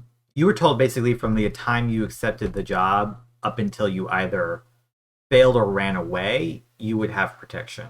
And of course, if you succeed, that will fulfill the pact, and you'll continue. We were on kind of a stay of execution type thing until the job was complete. Yeah, because obviously they don't want somebody collecting the bounty while you're trying to do this crap for them. Copy. All right, sounds good. Just kind of tuck the note away, and then when I get a chance to come back to the party, just nod and, hey, we have the drop-off location. Anything we want to offload, we should probably do it sooner rather than later, rather than trying to walk through Orchid territory with a bunch of swag on us. When you say something to offload, Will just looks at Kella. He's like, sure, we could stop by the tower. I'll be honest, if Giles doesn't come with us, I'll be very disappointed. He'll come with us for some things, but not heading into, like, the Blue Orchid territory. Also, so that will be a very important lesson, Will. A lesson for later. Also, I would like to have taken time on the ship voyage to teach Kella to try and steal from Kalla as like part of her training. Make another chickadoo. Right. Check. I'm just gonna always roll. I'll make a thing for it. I know there's a way to do it here somewhere. So yeah, I feel like it's gonna be coming up. Oh, this one's no good. Right. It's like just Got it. You can try these things out on Kalla. Just don't. Okay. Soft. You want to sneak up on her. You don't need to necessarily. Don't take anything. Fluid just motions. Sneak up. Yeah, be like the water beneath the ocean. That kind of. That was not. If you have an apprentice, don't tell them ocean to be water. Like the water under the ocean. Not just water. Yeah. Got it. Let's pretend I didn't say that bit. Will's like, I think in private with Kalla, so much more like, oh no, I made a mistake. I will like, that's a mistake. Let's acknowledge that I've made a mistake because that's a good thing to do in learning. With everyone else, he's like, no, I'll spin this. Right. So you guys are going to the tower first. You make your way, it's not that far from the dock, so you make your way over to the tower. Ort will part with you at the ship, bringing their giant scorpion along with them and saying, well, that was fun, nice vacation while I waited for you. Let me know if you need any other help, especially fighting things. That's what I do most of the time. Or if you need help navigating the desert, I can do that too. Or if you need more armor. And then he eventually leaves after this strings of oars. You all arrive back in the tower. Melf is waiting at the top of the banister. I should remember the name for what that's called this time. At the top of the banister, looking over and saying, well, this is interesting. It seems that we have a new companion in tow. Yes, Will decided that we were going to do that. That was the thing Will did. So I took an apprentice. I offered an apprenticeship to someone. I didn't steal someone else's apprentice. I am not one to judge about these things. Melf will introduce himself. Say, a very promising young girl. Will take good care of you, I'm sure. I glance conspiratorially at everybody and pull out of his robes a small wrapped piece of presumably candy, just handed surreptitiously over to Calandra. Will sending to Calandra. You can listen to what Melf says. You can take lessons from Melf. That's fine. Well, How are is you the doing only one this? above that. This is amazing. Okay. What's this? I'll remember that. Will sends a second sending. I'm going to use 2 third-level spell slots to deal with this. It's just a spell. I'm going to start your arcane Okay. teachings Can I learn relatively this? soon. Can I learn this first? Can you talk to anybody like this? Well, they're like looking around to try to We figure all out see where Will. the. Do we all see Will doing very loud spellcasting in front of us? Sure. I mean, I don't mind. Like the I don't know what's sending. It's got all 3. Alpha, yeah. They're like casting Yeah, I don't spells mind. real quickly. I Yeah, cast I mean, spells a lot. But they often just sending people at random times, so you don't know Normally who they're it's, sending. I think you all know normally it's it's when sending drunk. because you've seen it cast enough times, but it's like a crashing of waves. Yeah. I'll use my third level spell slot to be like, I'll answer all these questions later. all right. You Bye. enter into the lounges. Melfindian will shuffle you in, kind of just inquiring, oh, how'd it go? You know, clear that you accomplished the mission, so they're just like curious if you found anything that might be of interest to them. Medea will pull out the like sort of non-magical art and also say, and in one of the pieces we found what seems to be some sort of cipher that we haven't managed to break. Interesting. I'll take a look at that. Perhaps. And Medea will translate what they know of like Samadhi into them as well. Hand them the note. I can read it with some preparation. I'll take a look at this when I have a second. It's a very nice collection. Good pieces. Do you want to keep the statue? Since you found the letter with it. I would prefer the statue may have some part in the puzzle. If it doesn't, then Well, there'd be no reason to keep it. I'll pay for it now, and if you need it for some reason, you can always buy it back from me.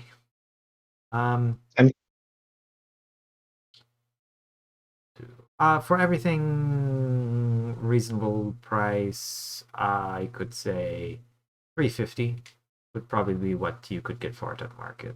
Maybe a little bit more if you were good at haggling, but $350 is going to be a standard price, and that's what I'll give you for it. 350 gold pieces. Yes, $350 for the art objects. Is that fine with everybody? Sure. Okay. Right. He'll have some unseen servants collect the various things and move them to probably storage to be dealt with later, as he will count out a 35 platinum and hand it to you. 350, so that's 70 gold per person. That's relevant. Or 7 gold pieces per person, I guess. Or 7 platinum 7 pieces. platinum Sorry. pieces. Okay. You split it up so that everybody gains 7 platinum. Pieces of something. Pieces of pieces. Hella wanders over at some point during this exchange and says, who's the girl? What did you do? You were gone for you were only gone for a week. Alright. To be fair, last time I went on a journey, I picked up a kobold. This time, I have apprenticed a young girl. These are not things that are really that unusual, Kala. People take apprentices all the time. If you weren't such a sedentary lack of adventurer, you would have an apprentice. I am an apprentice. Remember? Oh yes, I do remember that your master's missing. Oh my I god. should be dealing with that. You're right. Fucking God, clean To be dunk fair, on. Damn. to be fair, and I'll leave Kala to, I assume, be enamored by the thousands of things in Melt's Lounge. To be fair, I was never, strictly speaking, apprenticed, so I'm allowed to take an apprentice. Also, hello, and this. Did you find any scrolls that were interesting? We did. I found a number of scrolls that would be helpful for learning magic, wizard magic. Very useful. Here, I shall hand you 5 scrolls. Great. I am not Right. going to discuss payment with her. With oh, sorry. Okay, I also found, reading the book, some things that might be helpful about when we eventually go into Arcantor. Even if whenever we get to it. Unless you think you're ready now. I'm sorry, I'm very frazzled at the moment.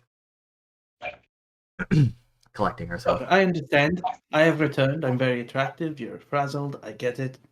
Move past.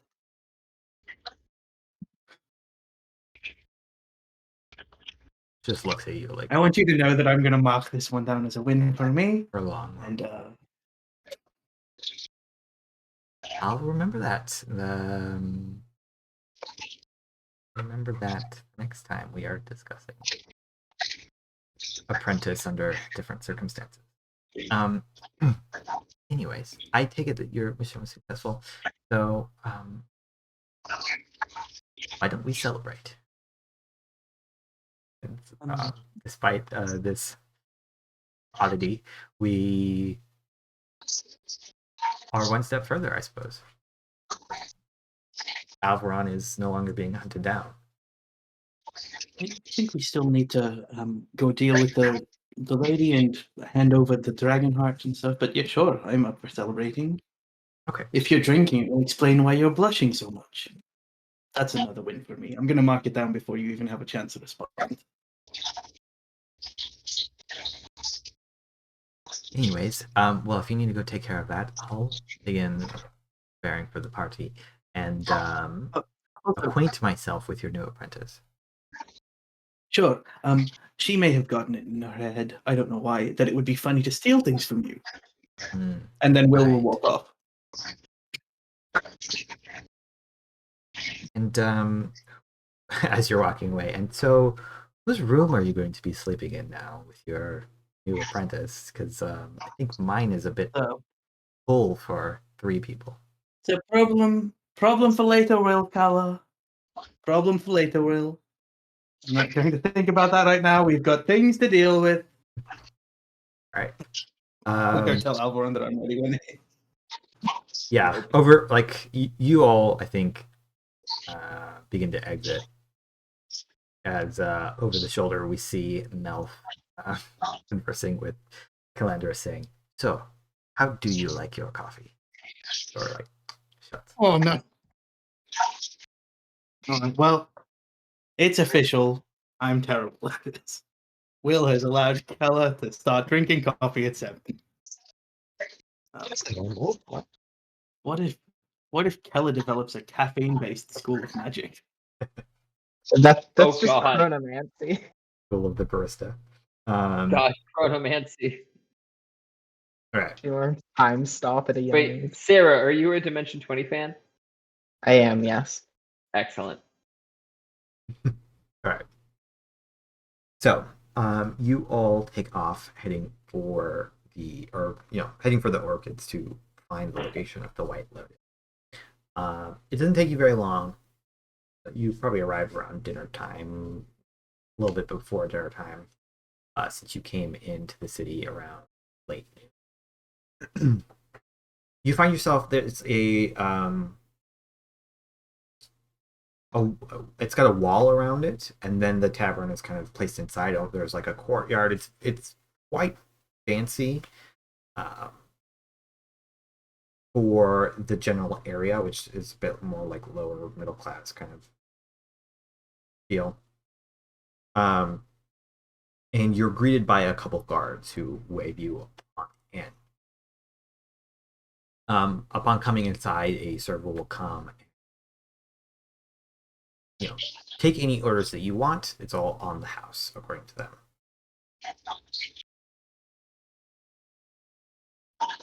And once you have all ordered up, I don't think we really spent time on that. You find yourselves waiting for some time, maybe you know, a half hour passes, and you're like, well, I suppose you can't can't expect them to be ready for you at any given moment.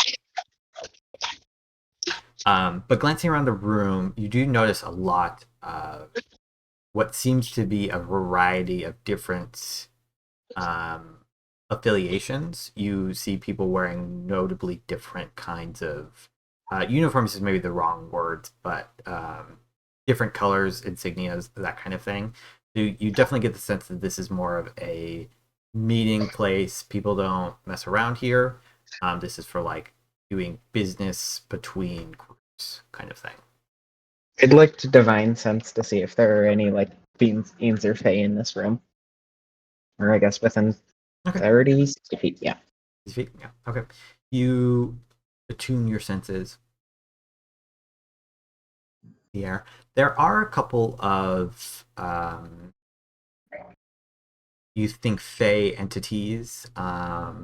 You don't detect anything fiendish about. You know, the fae, it could be somebody's familiar, it could be something else, but you definitely, there is that presence here in this room. You do. Let me take a look, because I think it tells you more than just. I'll just put it in chat as well. You do get a whiff of celestial off of somebody in the area. They seem to be coming from specific people as well. Like, so you know, yeah, this person in the corner has a bit of celestial. Most of the people here, like, you know, are Elcar.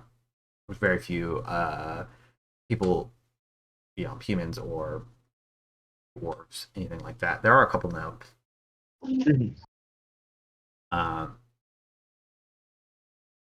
But as you look about, there's not like, you know, you're noticing these people.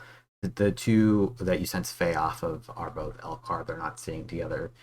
They're kind of on opposite sides of the room, having their own conversations. The one who detects to you of a celestial kind of aura is sitting at a bar alone.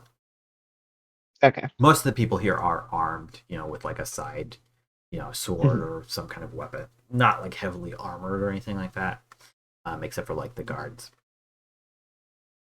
Can I make a note of like what colors the celestial seems to be wearing? Or, yeah, like, they have on orange. It seems to be that their affiliated colors.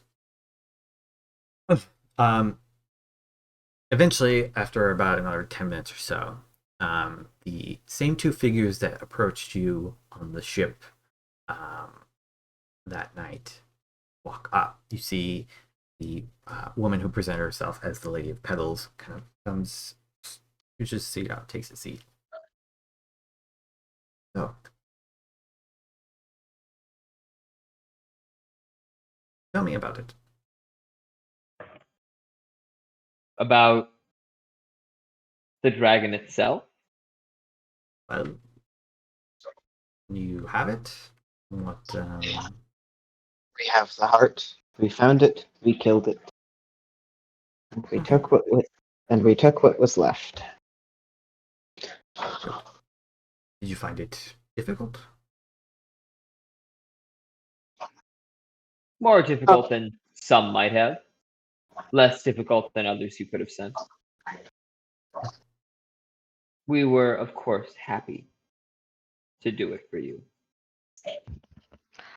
Sulveran is looking very blankly at her while he sips his ale. He does not look particularly happy or unhappy to have done this for her. I do like it when people who work for me are happy. So, one of you will, you know, place the bag on the table. She'll gesture, and her second will kind of open it up, look inside, reach in, nod, close it up. Good. Well, then our business is concluded at the moment. But of course, you need anything else? Do many things. Information, items, people, deaths, findings. Keep an open relationship. If you have anything in mind, just let me know. How would we contact you if we did want to? Well, good question. You can't message me as you might some others if you indeed are capable of such things. Magically, I mean. But if one of you comes to this tavern, somebody, go up to the bar, say you're looking for me, and I'll be notified. Eventually, I will come and seek you out. Here, or I'll send you a missive if I'm busy at the moment. And although we had agreed upon terms, we will put out a coin purse and say, "Here's a bonus, just for you. To remember me, don't be afraid to come back." We'll just, set down a jingling purse and stand up and walk away. What is in the purse? You open it up to find what seems to be a coin A purse. wisdom save. Yeah, you're all poisoned. No, you find a coin purse that seems to contain 50 platinum pieces. So And- 10 a person? I love people paying us in platinum. It's so easy to carry. Yeah. Yeah. Before we leave, I would like to talk to the person in orange. Okay. You go up to the bar and they're over at you and say, "I don't believe I know you, but if you are working for that woman, then I suppose I could be interested." It's rare to find somebody who is closer to my kind in public.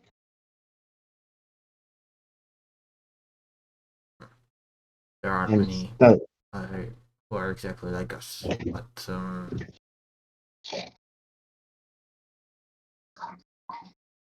I suspect that we are not as similar as you perhaps hoping.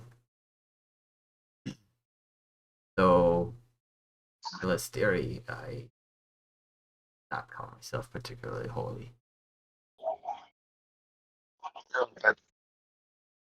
if I'm honest, I was curious as to why somebody of your nature would be in a place like this.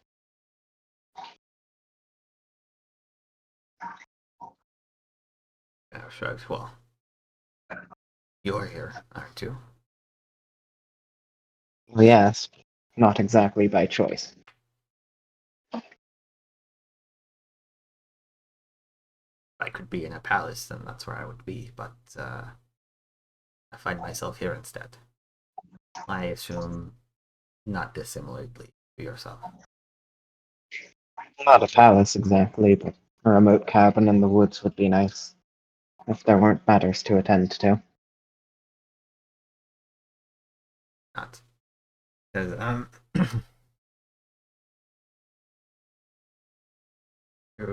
it is interesting to see another of our kind in this line of work. I sort of fell into it. My abilities are useful. You can call me Iskar. You can call me Medea. It's a little bit less lonely knowing that you are used. I have not seen one such as myself in many years, even if we are not exactly the same. Well, our kind is rare. Almost as much so as those blessed by the elements. He says, why don't you share a drink with me if you have no particular business? And talk. Converse. Medea will wave over the bartender and offer to pay. Okay. Um, And then they'll Sorry, go ahead. they'll take a second and they'll be back in a moment, and they'll go talk to Will and tell them that they'll be at the bar for some time, but like they can leave if they want. And Medea will egg their way back to the tower. Sure. We'll I mean, you tell that to everybody, right? Yeah, We're yeah. all sitting together. But it's Will directed will take that towards opportunity. Will. Will take that opportunity to leave because I don't want to be in this place that much longer. But we'll also say to anybody else that she's going to go for a walk through the bazaar on the way home. Okay. If anybody would like to come. Medea will ask if Will finds a cape of the mountebank in the bazaar to like make note of where that was. Sure. Will note that down.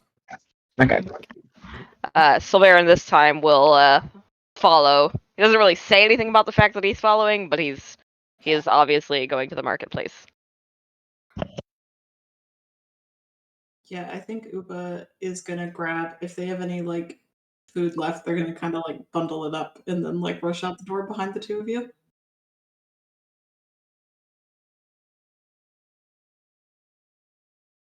Right? Alveron?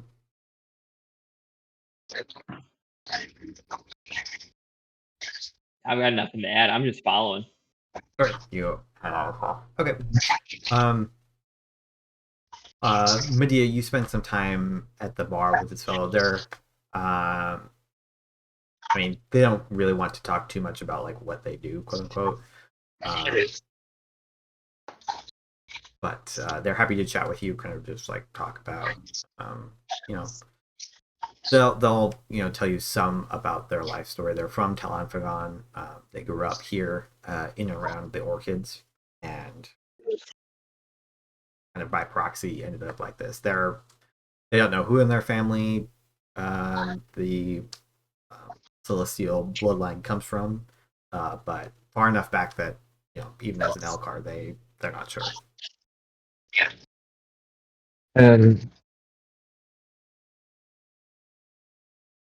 Medea will like leave them with some amount of gold and like ask them if there's like a place or a residence they could write letters to.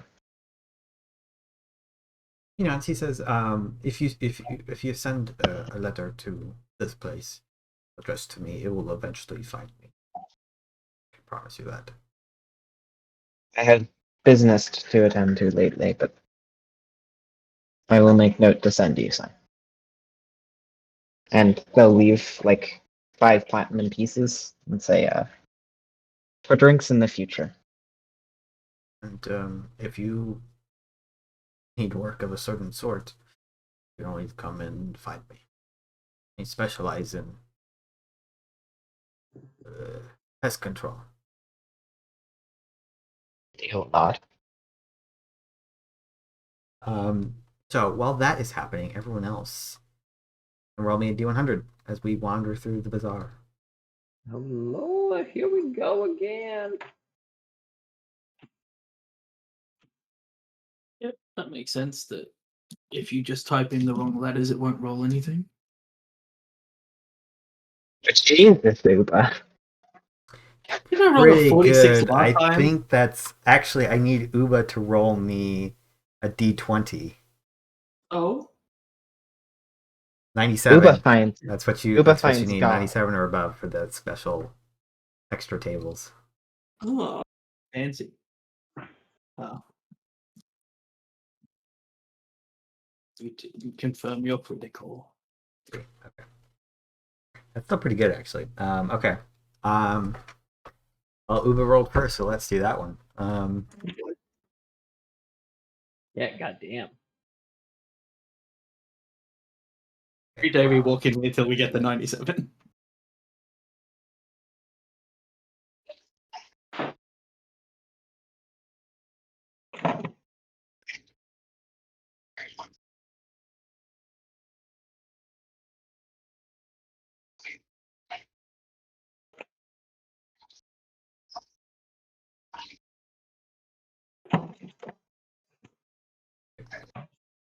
I have to make a roll.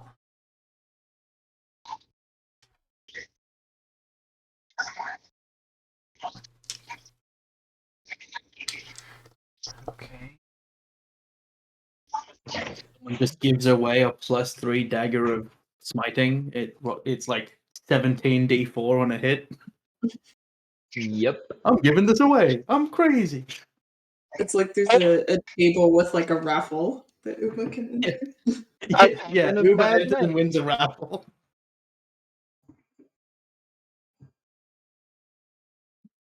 Uba just gets to make a deal with the god of commerce.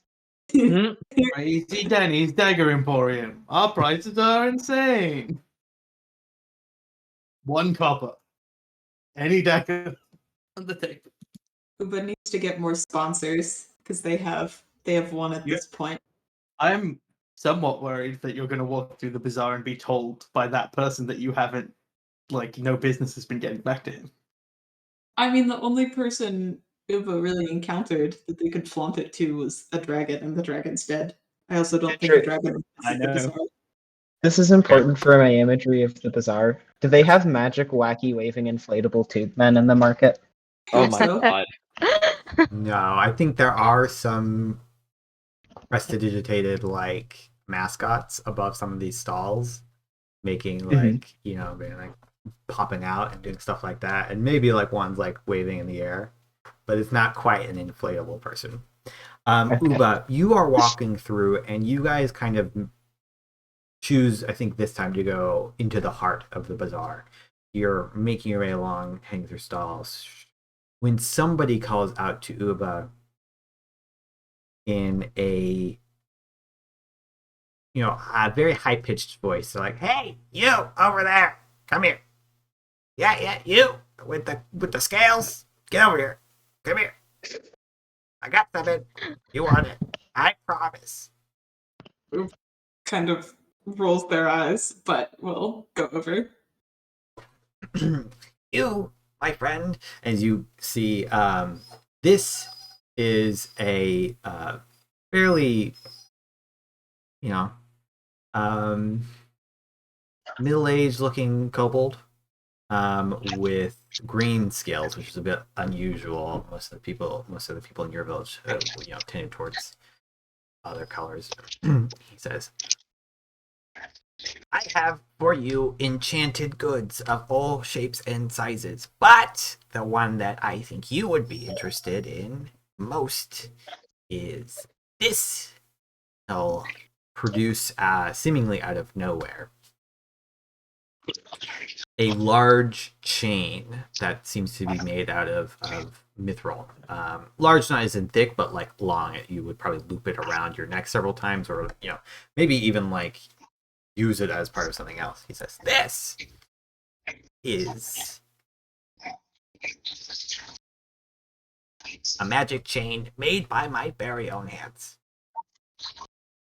Uba is going to look at the chain and kind of sniff in its general direction and say, "What does it do?" Well, I'm glad you asked, friend. This in particular does two things. One, it makes you faster. Just plain faster. You can move faster. You can do everything faster. I'm just telling you, it makes you move fast. I could certainly outrun you wearing this chain. I could outrun any of your friends. Promise, guaranteed. Now, Uba scoffs at that. two. Like a thing. Two.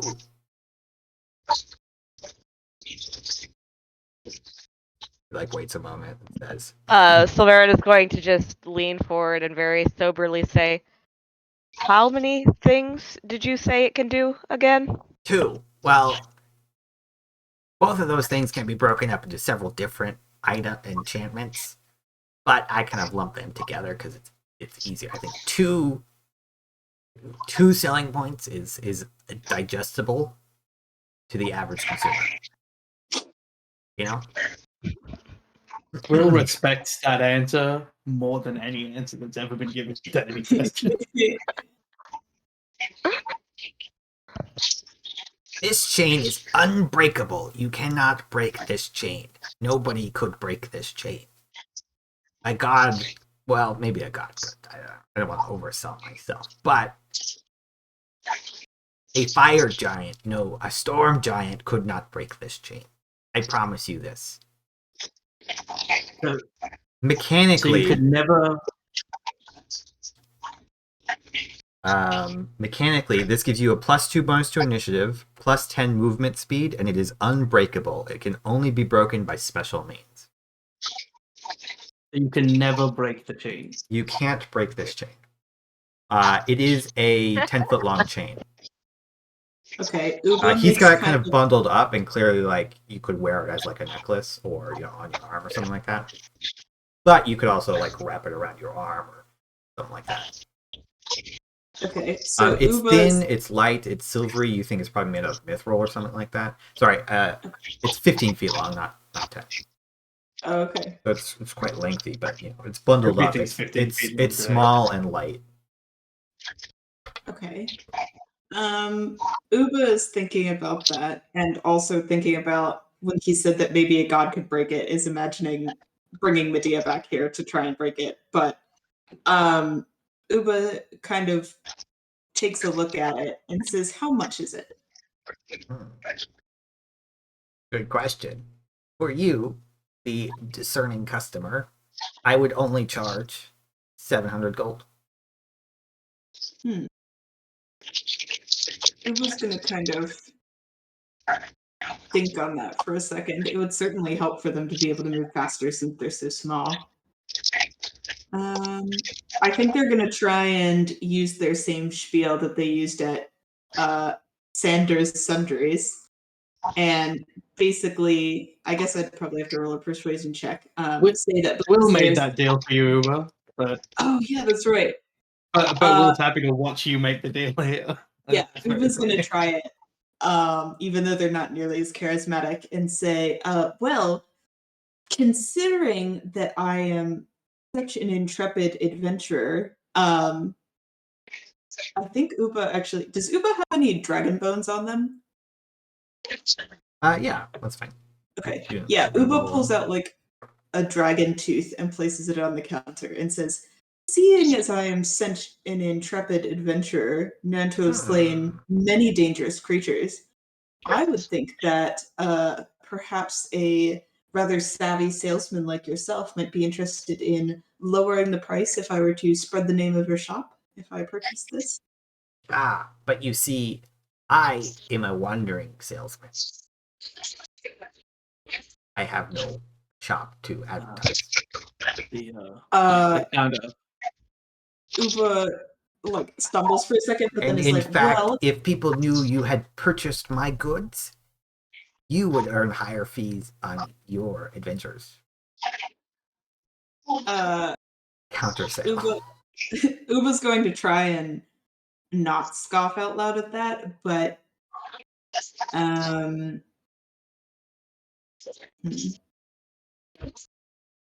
they'll say, perhaps that's so.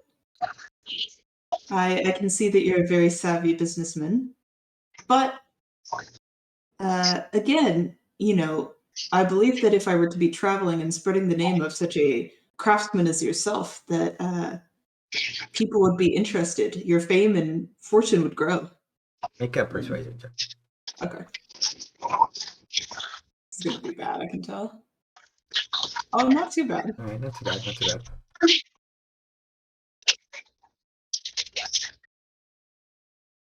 Are you cutting words a skill roll? Is that a thing? You'd think I'd know that. He thinks about it he says, you have slain a dragon. No, I don't believe so, Jack. I think it's attack roll, ability attack check, rolls, ability or damage checks. roll. Yeah. I wouldn't have anyway. Yeah. He'll say, why don't we advertise each other and call it even? Original price. Uba scowls pretty heavily at this, but is also concerned that if they keep trying to bargain, that the price might actually get higher. So I think they will nod in agreement, but also ask if they're there's any way to like hang like a tag or collar or something from the chain that has the name of the craftsman.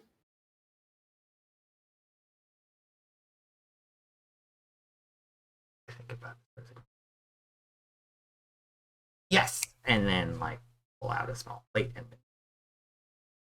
something very quickly in his hands and be like, that down. Okay. You may, of course, advertise Ista's glorious enchantments. Ista's glorious enchantments. Gold-plated. Okay. Yeah, Uba's going to then hand over 700 gold. Ah, excellent. You have purchased for yourself one chain of amazingness. Thank you very much. Ooh. Is that the official name of the object? That's what he called it. I do have other items for your discerning friends that you might be interested in. More expensive things. Kind of looks at you all like just something you might be interested in. Do you have any capes of the mountebank? Yeah. No, I'm a specialty merchant. I don't make stuff that other people have made before. Will smiles. Passe. No, what I do have is this cape that will teleport you places, and I'll pull it out. Oh, This cape will teleport you 30 feet in any direction as a bonus action. What, He says bonus what's action. a bonus action? Well, you see, a bonus action is not a full action. It's like a smaller action. Something you can do quickly. A dead cool. So yes, it's a cape. Lets you teleport 30 feet in any direction. Hold on, there's other parts to it. So, That will Misty Step, right? basically. Additionally, you will gain a climb speed equal to your movement speed. And finally, you'll always know which way is north. You can generally always know which way is north. Yes, but this will tell you underground, in the sky, in the sea, at day, when the sun is blotted from the sky. I would pay so much for this. Jesus Christ. I'm not interested in that cape, and all I know is that Medea wants a cape of the mountebank. So It'll be 6,800 6,800 gold. gold pieces. Yes. Never mind. Well, you think? How I'm not useful interested is in it? your. Oh. All right. Store's closed. It just evaporates. Great. He uses the cape to teleport away. The cape can teleport any amount of material with it. That's why it's so expensive. Like, he touches the stall, it teleports. It's No, only yeah, 15 feet. he like puts his hand down and the saw is gone. All right. You have to buy everything, or you can't buy anything. That was weird. Next stall, I guess. All right. Buy the normal stuff. That was a quote unquote legendary merchant who Nice. did enchantments. I should have, if we'd brought Keller, could have just sold Keller into an apprenticeship with that guy. That's a better choice. It's a better master. Instead of sacrificing her to the god of secrets. 11. Okay. You Medea are Alveron. You are shouted at, or called, not shouted. You are called to by a human woman, Zara, who says, "You look like a traveler. Like you could use some reading material for your travels. Perhaps a good book, some maps to look at on your journeys. I also sell book supplies, writing supplies." I'll stroll over, Theories? looking over the cart. What? I mean, she's not getting the right read on me of all people, but you know what let's go. Let's see what happens. I have for you.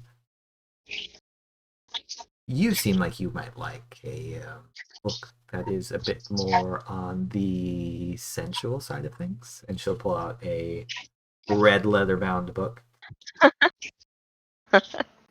This is a very good read, I'm told. I've never read it myself, but I've heard it's very good. Some excellent language in there to learn a thing or two. You'll note that the title of the book is A Night in Alveron. I liked mine more. What was yours? I missed it. 50 Shades of Gathite. No, it's terrible. That is the worst fucking title. They are often gray. Yeah, see? Worked on so many levels. It's just several hours talking about the different kinds of rocks on mountains. That's it. Just 50 different shades of brimstone. But if you're not interested in that, I've got a map, Imris, and I'll show you, very beautifully painted map of Imris. I admit I'm more interested in the map than I am in the smut. Beggars can't be choosers. I pry myself away from the sordid fantasies of virgin writers, and show me this map. Let's yeah. She'll roll it out. It's beautifully painted. This is a piece of art that she has just presented you with. She says you'll note the you can see here where the painter worked. This is a very accurate map, actually. You can use this to navigate. It's not just pretty. This sort of thing. It's big too. It's like poster board size. Okay. 500 gold. But you'll note every town, every city, again, accurate coastline, the whole thing. I believe that this was done based off of the work of an arcanist who used flight to more accurately map out the coastlines.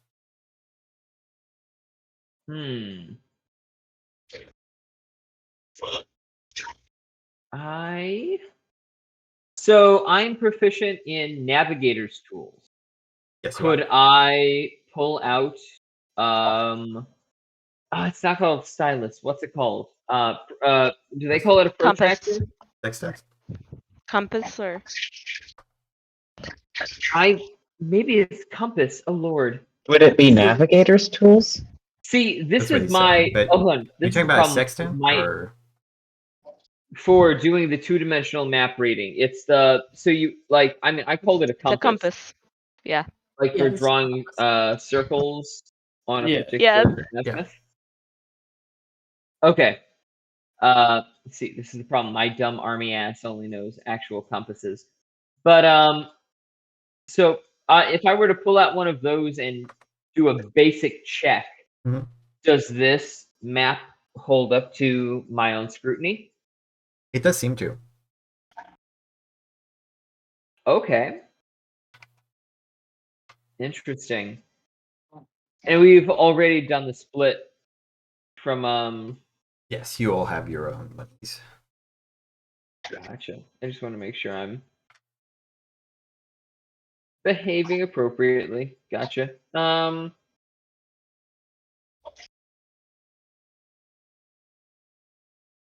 right. Good map, good for navigation. Will and I would both get use out of this.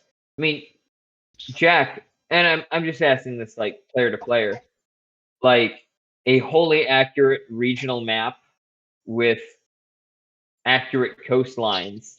That's as valuable as I think it is, right?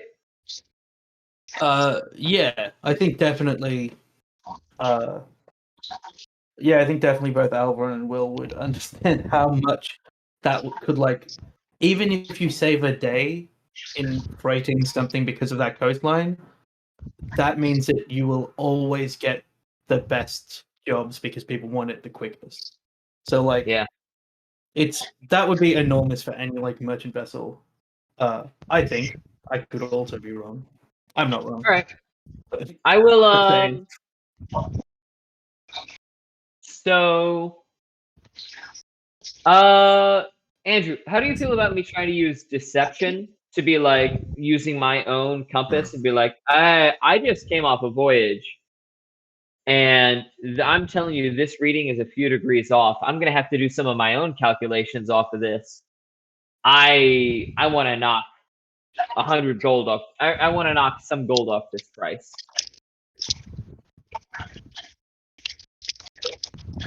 Okay, Essentially yeah. banking on I know more than this person does. I'll take that as a deception check. Yeah. Can I also be looking over Alveron's shoulder to give advantage? Sure. Like, yeah, like right there. I've sailed that line 100 times, and there's no way that rock outcropping's in the right place. If you want advantage on your 26, I'll still take it, but it's important. You need 30s for these. That's how you really assert dominance. That's how you really are like, get the crit. all right, should I hit that roll Yeah, go again? ahead. Why not? Oh, you need 30s. You gotta get the 30s. Dorman is like, That's a nat 20, but all right. well, you must be wrong. You must be.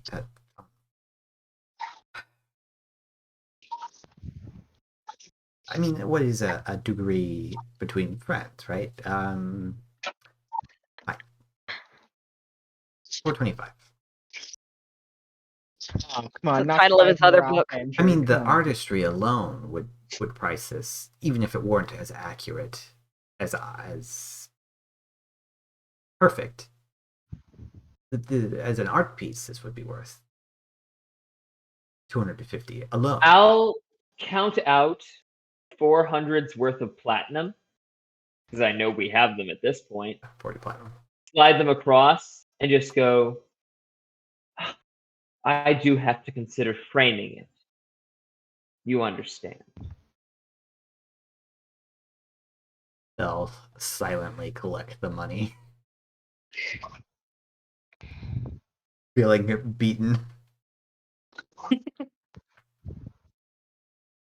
As you now have a regional atlas map. Very accurate. Excellent. I will actually, and we don't have to do this on screen, but I will look into getting this like professionally sealed if it isn't already, Mm-hmm. and preserved essentially, because I understand the value of this. I'm like, 100%. So like, if I can get it preserved, stationed, if I have to get it framed, I will. But I want it to be in the best condition it can be for our future travels. Okay, I'll keep that in mind. I think before we go, Uba is very subtly going to try and buy a Knight in Telanthragon. Telanthragon? Is that pronounced Yeah, right? and until I forgot. All right. It is 10 gold for this book. Yeah, Uba's gonna like try and be as sneaky about it as possible. All right, make a stealth check. I don't think it's sliding. Stealth check. Okay, I have advantage, so I'm wearing my cape. It's Uba succeeds, but the shopkeeper is like, do you want this, bag? Would you like a gift bag? Like a bag. Right. Uba We have the sequel. begins to walk with everybody, but then surreptitiously breaks away, purchases the books, and reinserts themselves in the group before anybody can really notice. All right. Will I know I rolled, but I do want to go to Sandor Sundry specifically because I talked to him about what I want anyway. okay. So That works because you rolled a leather merchant, so yeah, I thought I rolled literally very close to that number. Anyway. What was Sandor Sundry's? You're actually walking and you're called out by Sandor.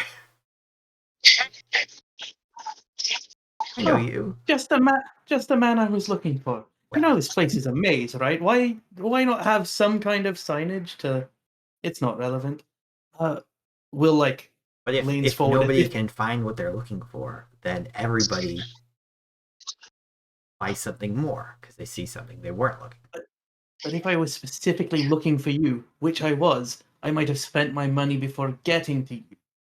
And Will leans in as if greeting an old friend and says, "Could I grab 2 of those gloves of thievery? Well, 2 2. pairs of gloves."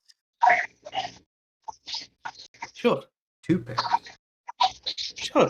You're a man of great magical stock. I assumed that 2 would not be a challenge for you. Yeah, of course not. Hold on. I just need to find. I'm not even going to drive a hard bargain and ask you for a discount for the 2. Okay. 1,000 gold. So I give him 100 platinum. You, my friend, have purchased yourself 2 pair of the gloves of thievery. Do not come back here with those. I never Sure, sold of them course. to you. No, I've owned these since I was but a wee lass. It's fine. And she smiles and says, "I'll see you soon, but I'll keep my hands far from your wares." Come wearing normal gloves, other gloves. Okay. Will smiles and tosses a pair of gloves to Alveron when we head back. Invisible, no attunement, +5 to sleight of hand and lockpicking. Why would you not do that? Yeah, gloves of thievery are pretty crazy. All right.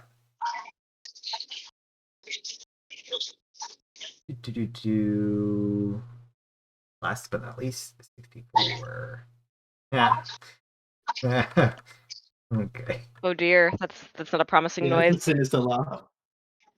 It's promising. It's just what it's promising is. Ooh. It's been Correct. selling Gathite nude sculptures.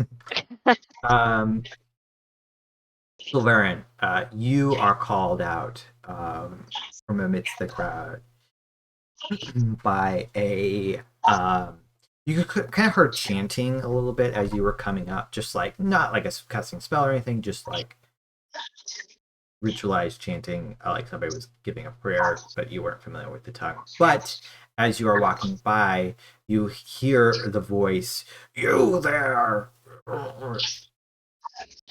priest of Mordain, come to my stall." Yes, you, right there.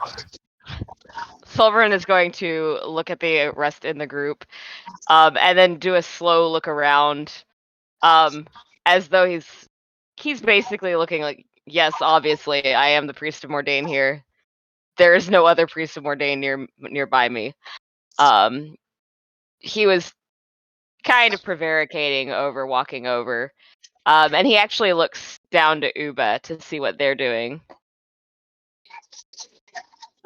Uba is kind of looking all over the place, and also is probably trying to stealthily shove that book into their bag. Like, oh, I'm not reading. I wasn't reading this book. What are you talking about? But yeah, when Uba sees that Sulveran's looking at them, they kind of gesture forward like, why not? But we'll stick close, just, added protection for you.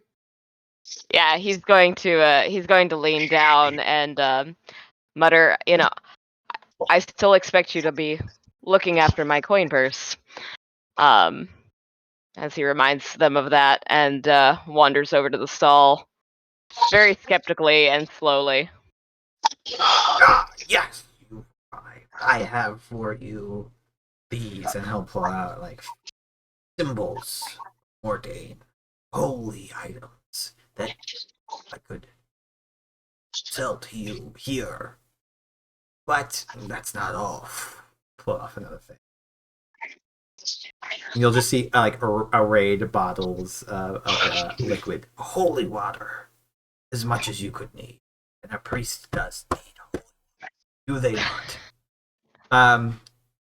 Anybody who wants to can make me a religion check. Ooh. Yeah, I'll make a religion check. Well, look. This is about all I expected for Uba. Wow. Right. Yeah, you don't know if this guy's a priest or a merchant or what his deal is, but he's got a lot of stuff. Woof. Uh, Oh yeah, Medea's not there. So. I think I think he's just staring at these. Actually, Sulveran. Sorry, it's actually not that hard. Check. Looking again. I was flabbergasted by the 3, the 6, and the 5. You do notice a religious symbol on this man. But you're kind of, it's maybe different, and you're like, you're not 100% sure what but he does seem to, amidst all his other stuff, he himself seems to worship a god, because he is wearing a particular signature. Oh yeah, well in that case, Sulveran is just going to sort of nod and indicate the symbol he's wearing. I am unfamiliar. You wandered the mountains for too long. I am a priest of Quran, god of roads, god of commerce, and I do my god's bidding by offering these wares to you today.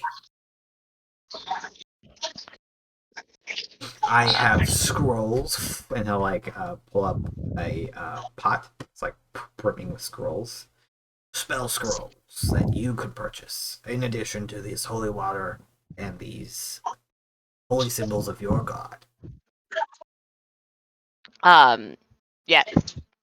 Sulveran hasn't even looked at the holy symbols of Mordain, other than like just a passing glance. And he is going to lean back to catch Will's attention and point at the scrolls. He is kind of eyeballing the holy water, but it's more curious than one would expect for a priest.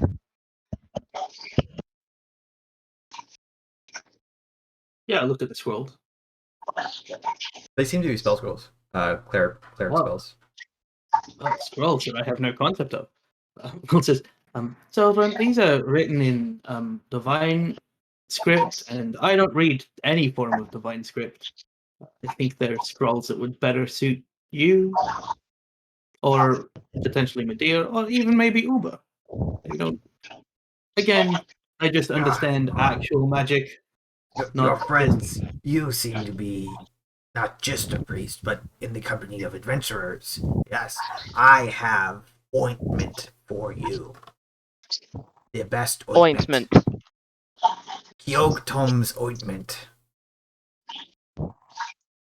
This will cure any poisoned and most diseases, as well as healing the recipient of this ointment. It can be applied to the skin.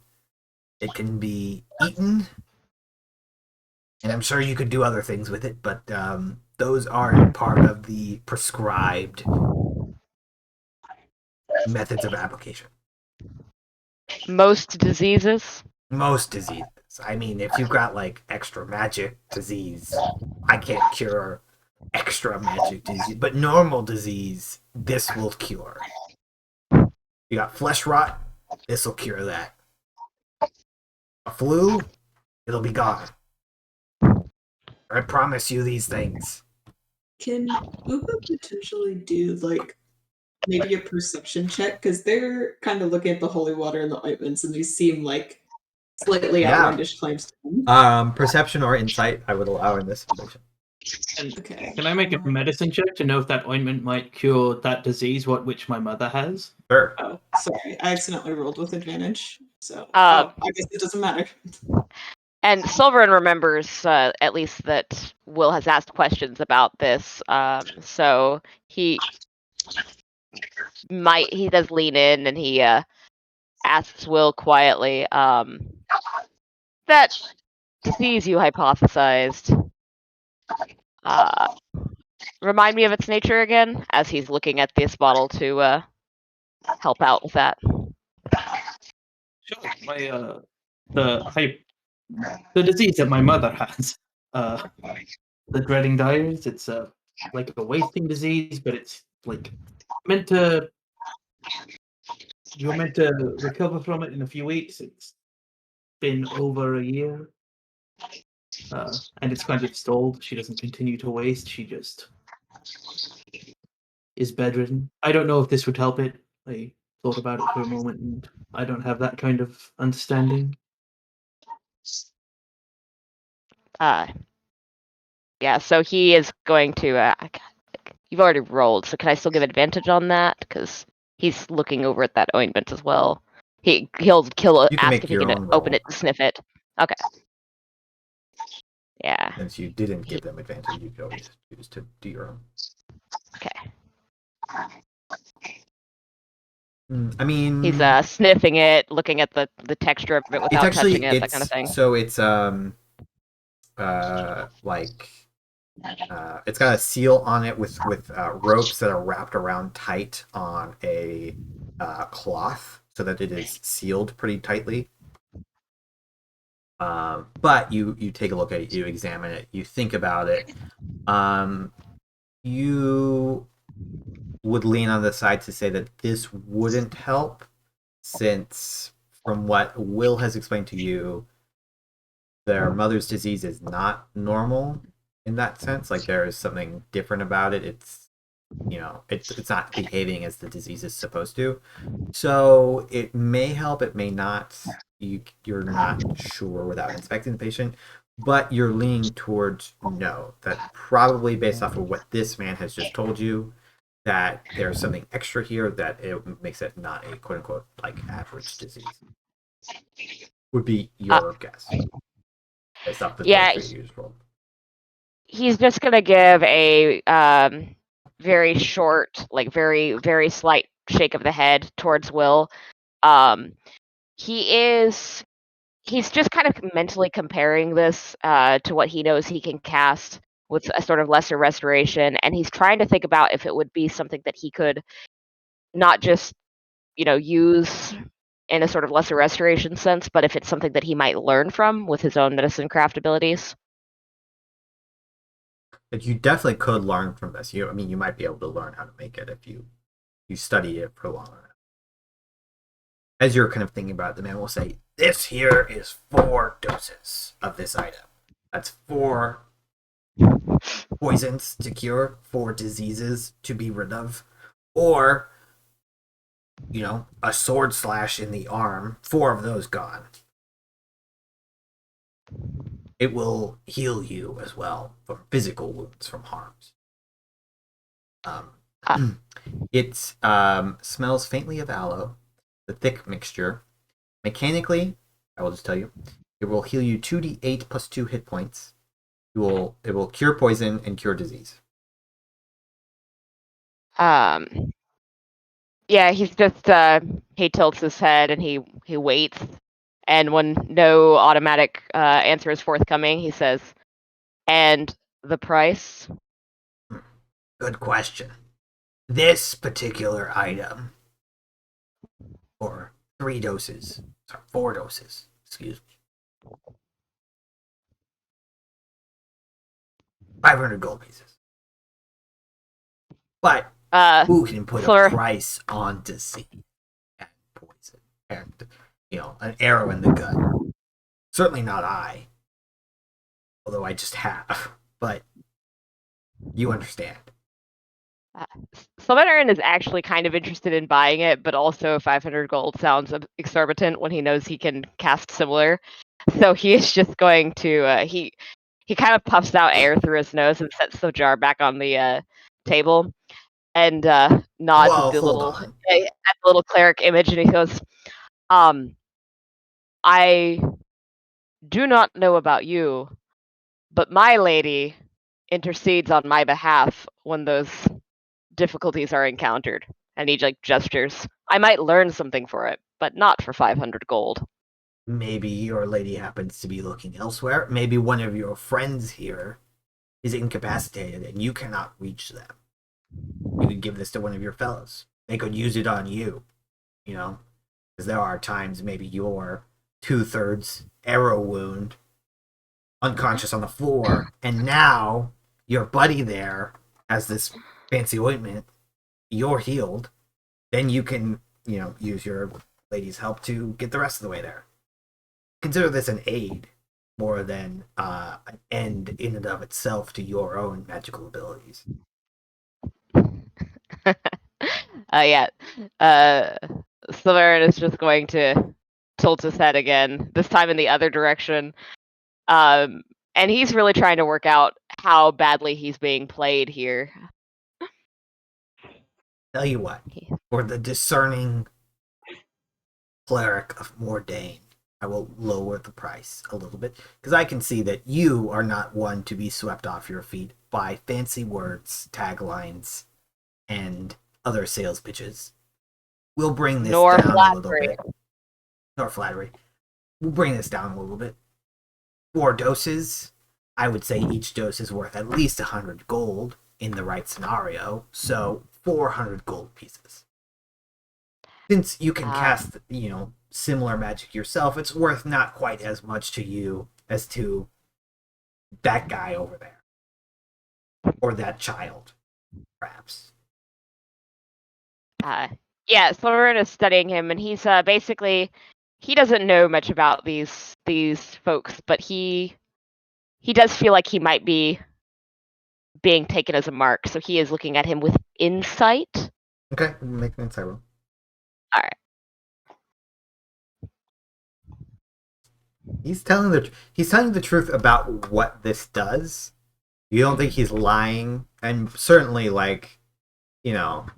this man's a cleric of the god of commerce. He's not gonna, deal you faulty goods. He might try to take extra coin from your pocket, but he's not gonna deal you faulty goods. Whether or not the price is right, he is maybe overcharging you. You think he probably knows that. Yeah, Sulveran is going to shake his head, and he said, if you were truly so enlightened about the god that I follow, then you would know that if I did fall in such a way, it would be acceptable to me. He pauses and he says, 2 doses, 150 gold. And as he says that, he's you could see him almost counting it out, and he glances slightly over to probably just by default Will, to see what her expression is as he makes that offer. Will is not paying any attention to the fairly standard bartering that you are doing. Yeah, Will he thinks just it's a bit sighs. weird that he was willing to drop by 20% of his asking price, but I don't know how clerics roll. And at that point, Will's like, "Yeah, that's a good deal. I have no interest in this anymore." 2 doses. I mean, if you really want to trust your life to 2 doses, 150 gold, sure. 2 doses, 150 gold. I'll take that. And he will pull up in this jar and very quickly, dollop half of it into a second jar, close both of them back up, and hand you one. 2 doses of Kyoktums. Just for you. Yeah, so Sulveran is going to put that away. Now, I don't know if whatever your friend's mother's disease is curable by that, but if it is magic, I have this scroll here, and he'll pull one out. That removes curses. I mean, that might help. I'm not going to say it's going to help, but it might help. At that point, Sulveran is just going to, without even really he knows that's not useful to him. He just turns and starts walking away. Wait. Scrolls of raised dead. You want your friend to be dead? Yeah, he just stops for a moment with his back still turned, and then he hears the next line, and he just continues walking. Will is still standing there and says, Got one out of him. Yes. "If my mother was to die and we used raised dead, would she come back still diseased? Does it depend on the strength of the magical disease?" I mean, are they sick? Are they cursed? Who knows? I can tell you they would no longer be dead. For sure. Now, if you used reincarnation, What if my I mother would was say currently, that they would no longer be diseased. For sure. What if my mother was a revenant? Well, then they wouldn't be quite dead. They wouldn't quite not be dead. So can a How much for undead the thing scroll of be? remove curse, friend? It looks at you and thinks for a moment. Check the one. Third. Okay. Same as bestow curse. All right.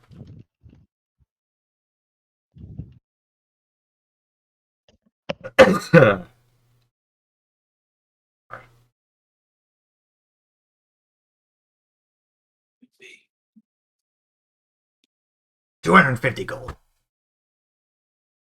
I might come back and peruse some of your scrolls because scroll of remove curse always useful. Also, That's what do you I'm know where saying. one might be able to find a cape of the mountebank?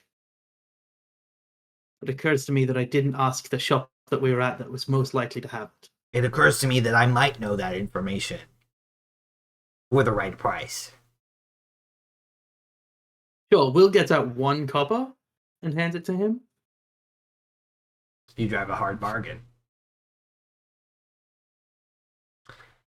Yeah, I mean, if you go, and he'll give you some directions. Great. I'm going to tell Medea those directions later. I'm not That's a going hard with voice. it. Hard on my voice. I'm going to take off 1 copper. This is an outrage. You did this to yourself. Well, it was cheap. -1. You want a cape of the mountebank? Yeah, but I'm just going to give Medea that information Okay. because if Will had money, I would go and have a look Sure. at potentially. I don't think I could afford it, but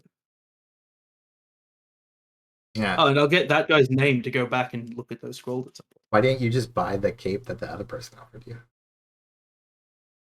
68,000, like the 6,800 gold. I will cape. just tell you, Medea, that you cannot afford a cape of the mountebank with your current gold. Yeah. You are a couple thousand off there. We Hmm. really need some bags of holding. I forget that every time after I You Yeah. can buy a bag of holding.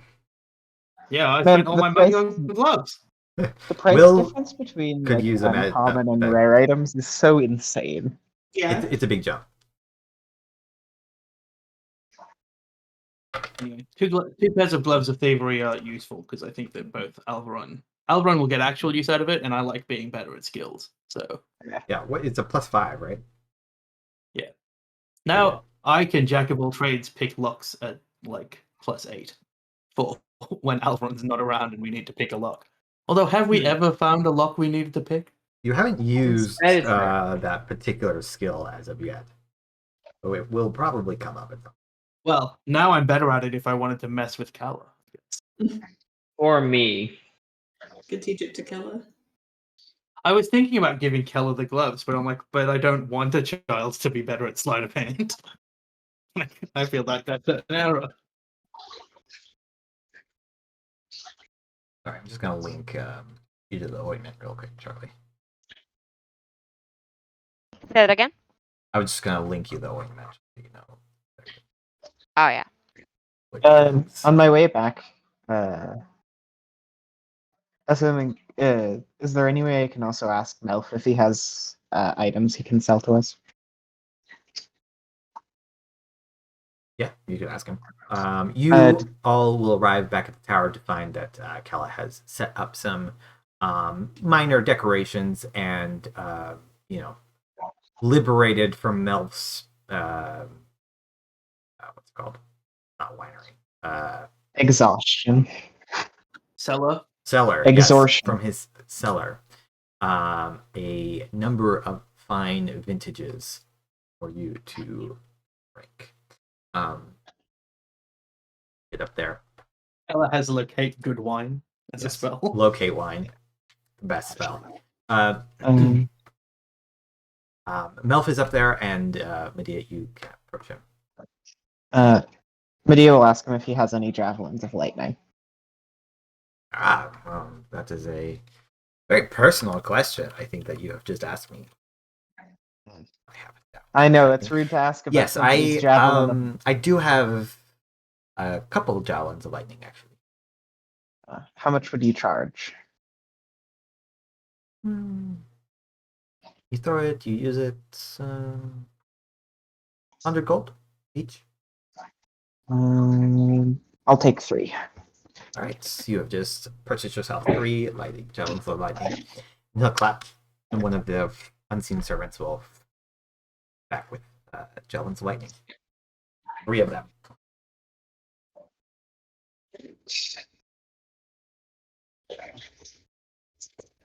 I just want to have like a better ranged option in an emergency. That makes sense. Yeah. I mean, hey, for a, I mean, it's a one-off use, but not bad. I forget, if you're with ranged weapons, when you throw a ranged weapon, if you still have your free action to draw another, can you throw 2 ranged weapons in the same turn? You can throw Yeah. 2 weapons if you start with 1 in each hand and they're both light.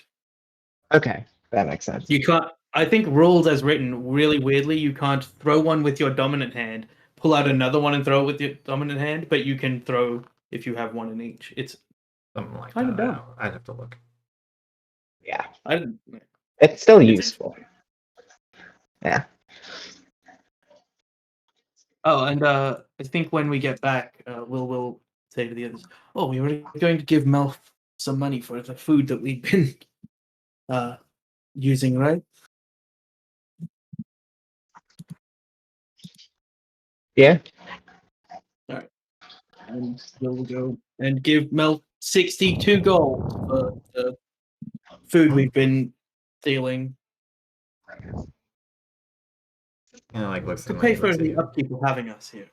Okay. And the wine that Callum's going to drink, I imagine. Okay. Thank you very much. I'm probably going to use this to buy more candy, but good purchase. Please don't buy a Keller 60 gold worth of candy.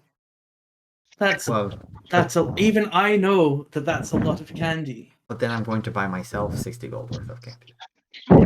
Sure, I certainly, okay. as an elderly Elgar, can't be expected to eat 60 gold worth of candy.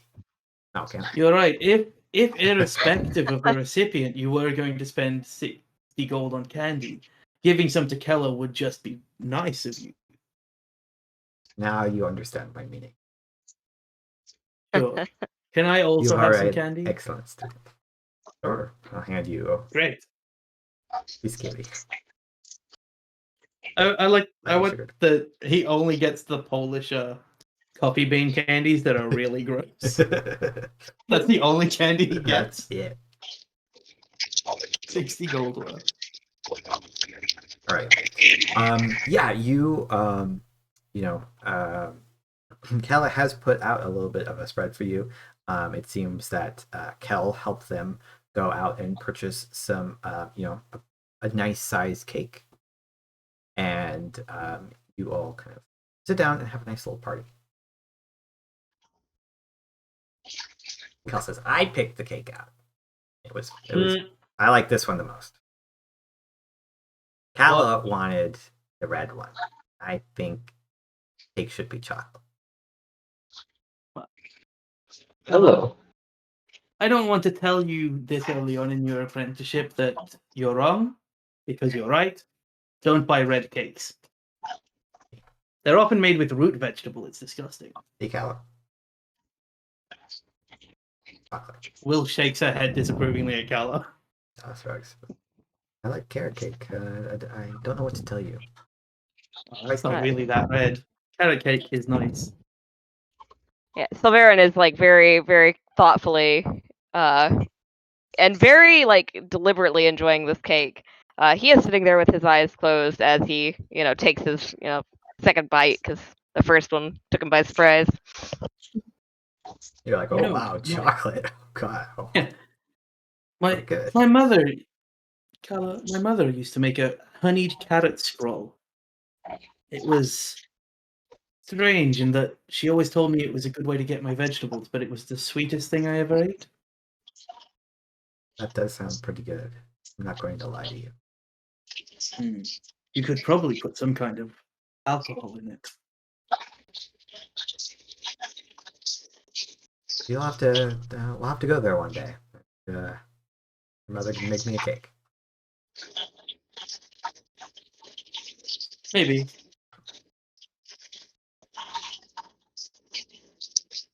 Melf at this point will ask the party about me up. So you are free of your bounty. What are you five doing next?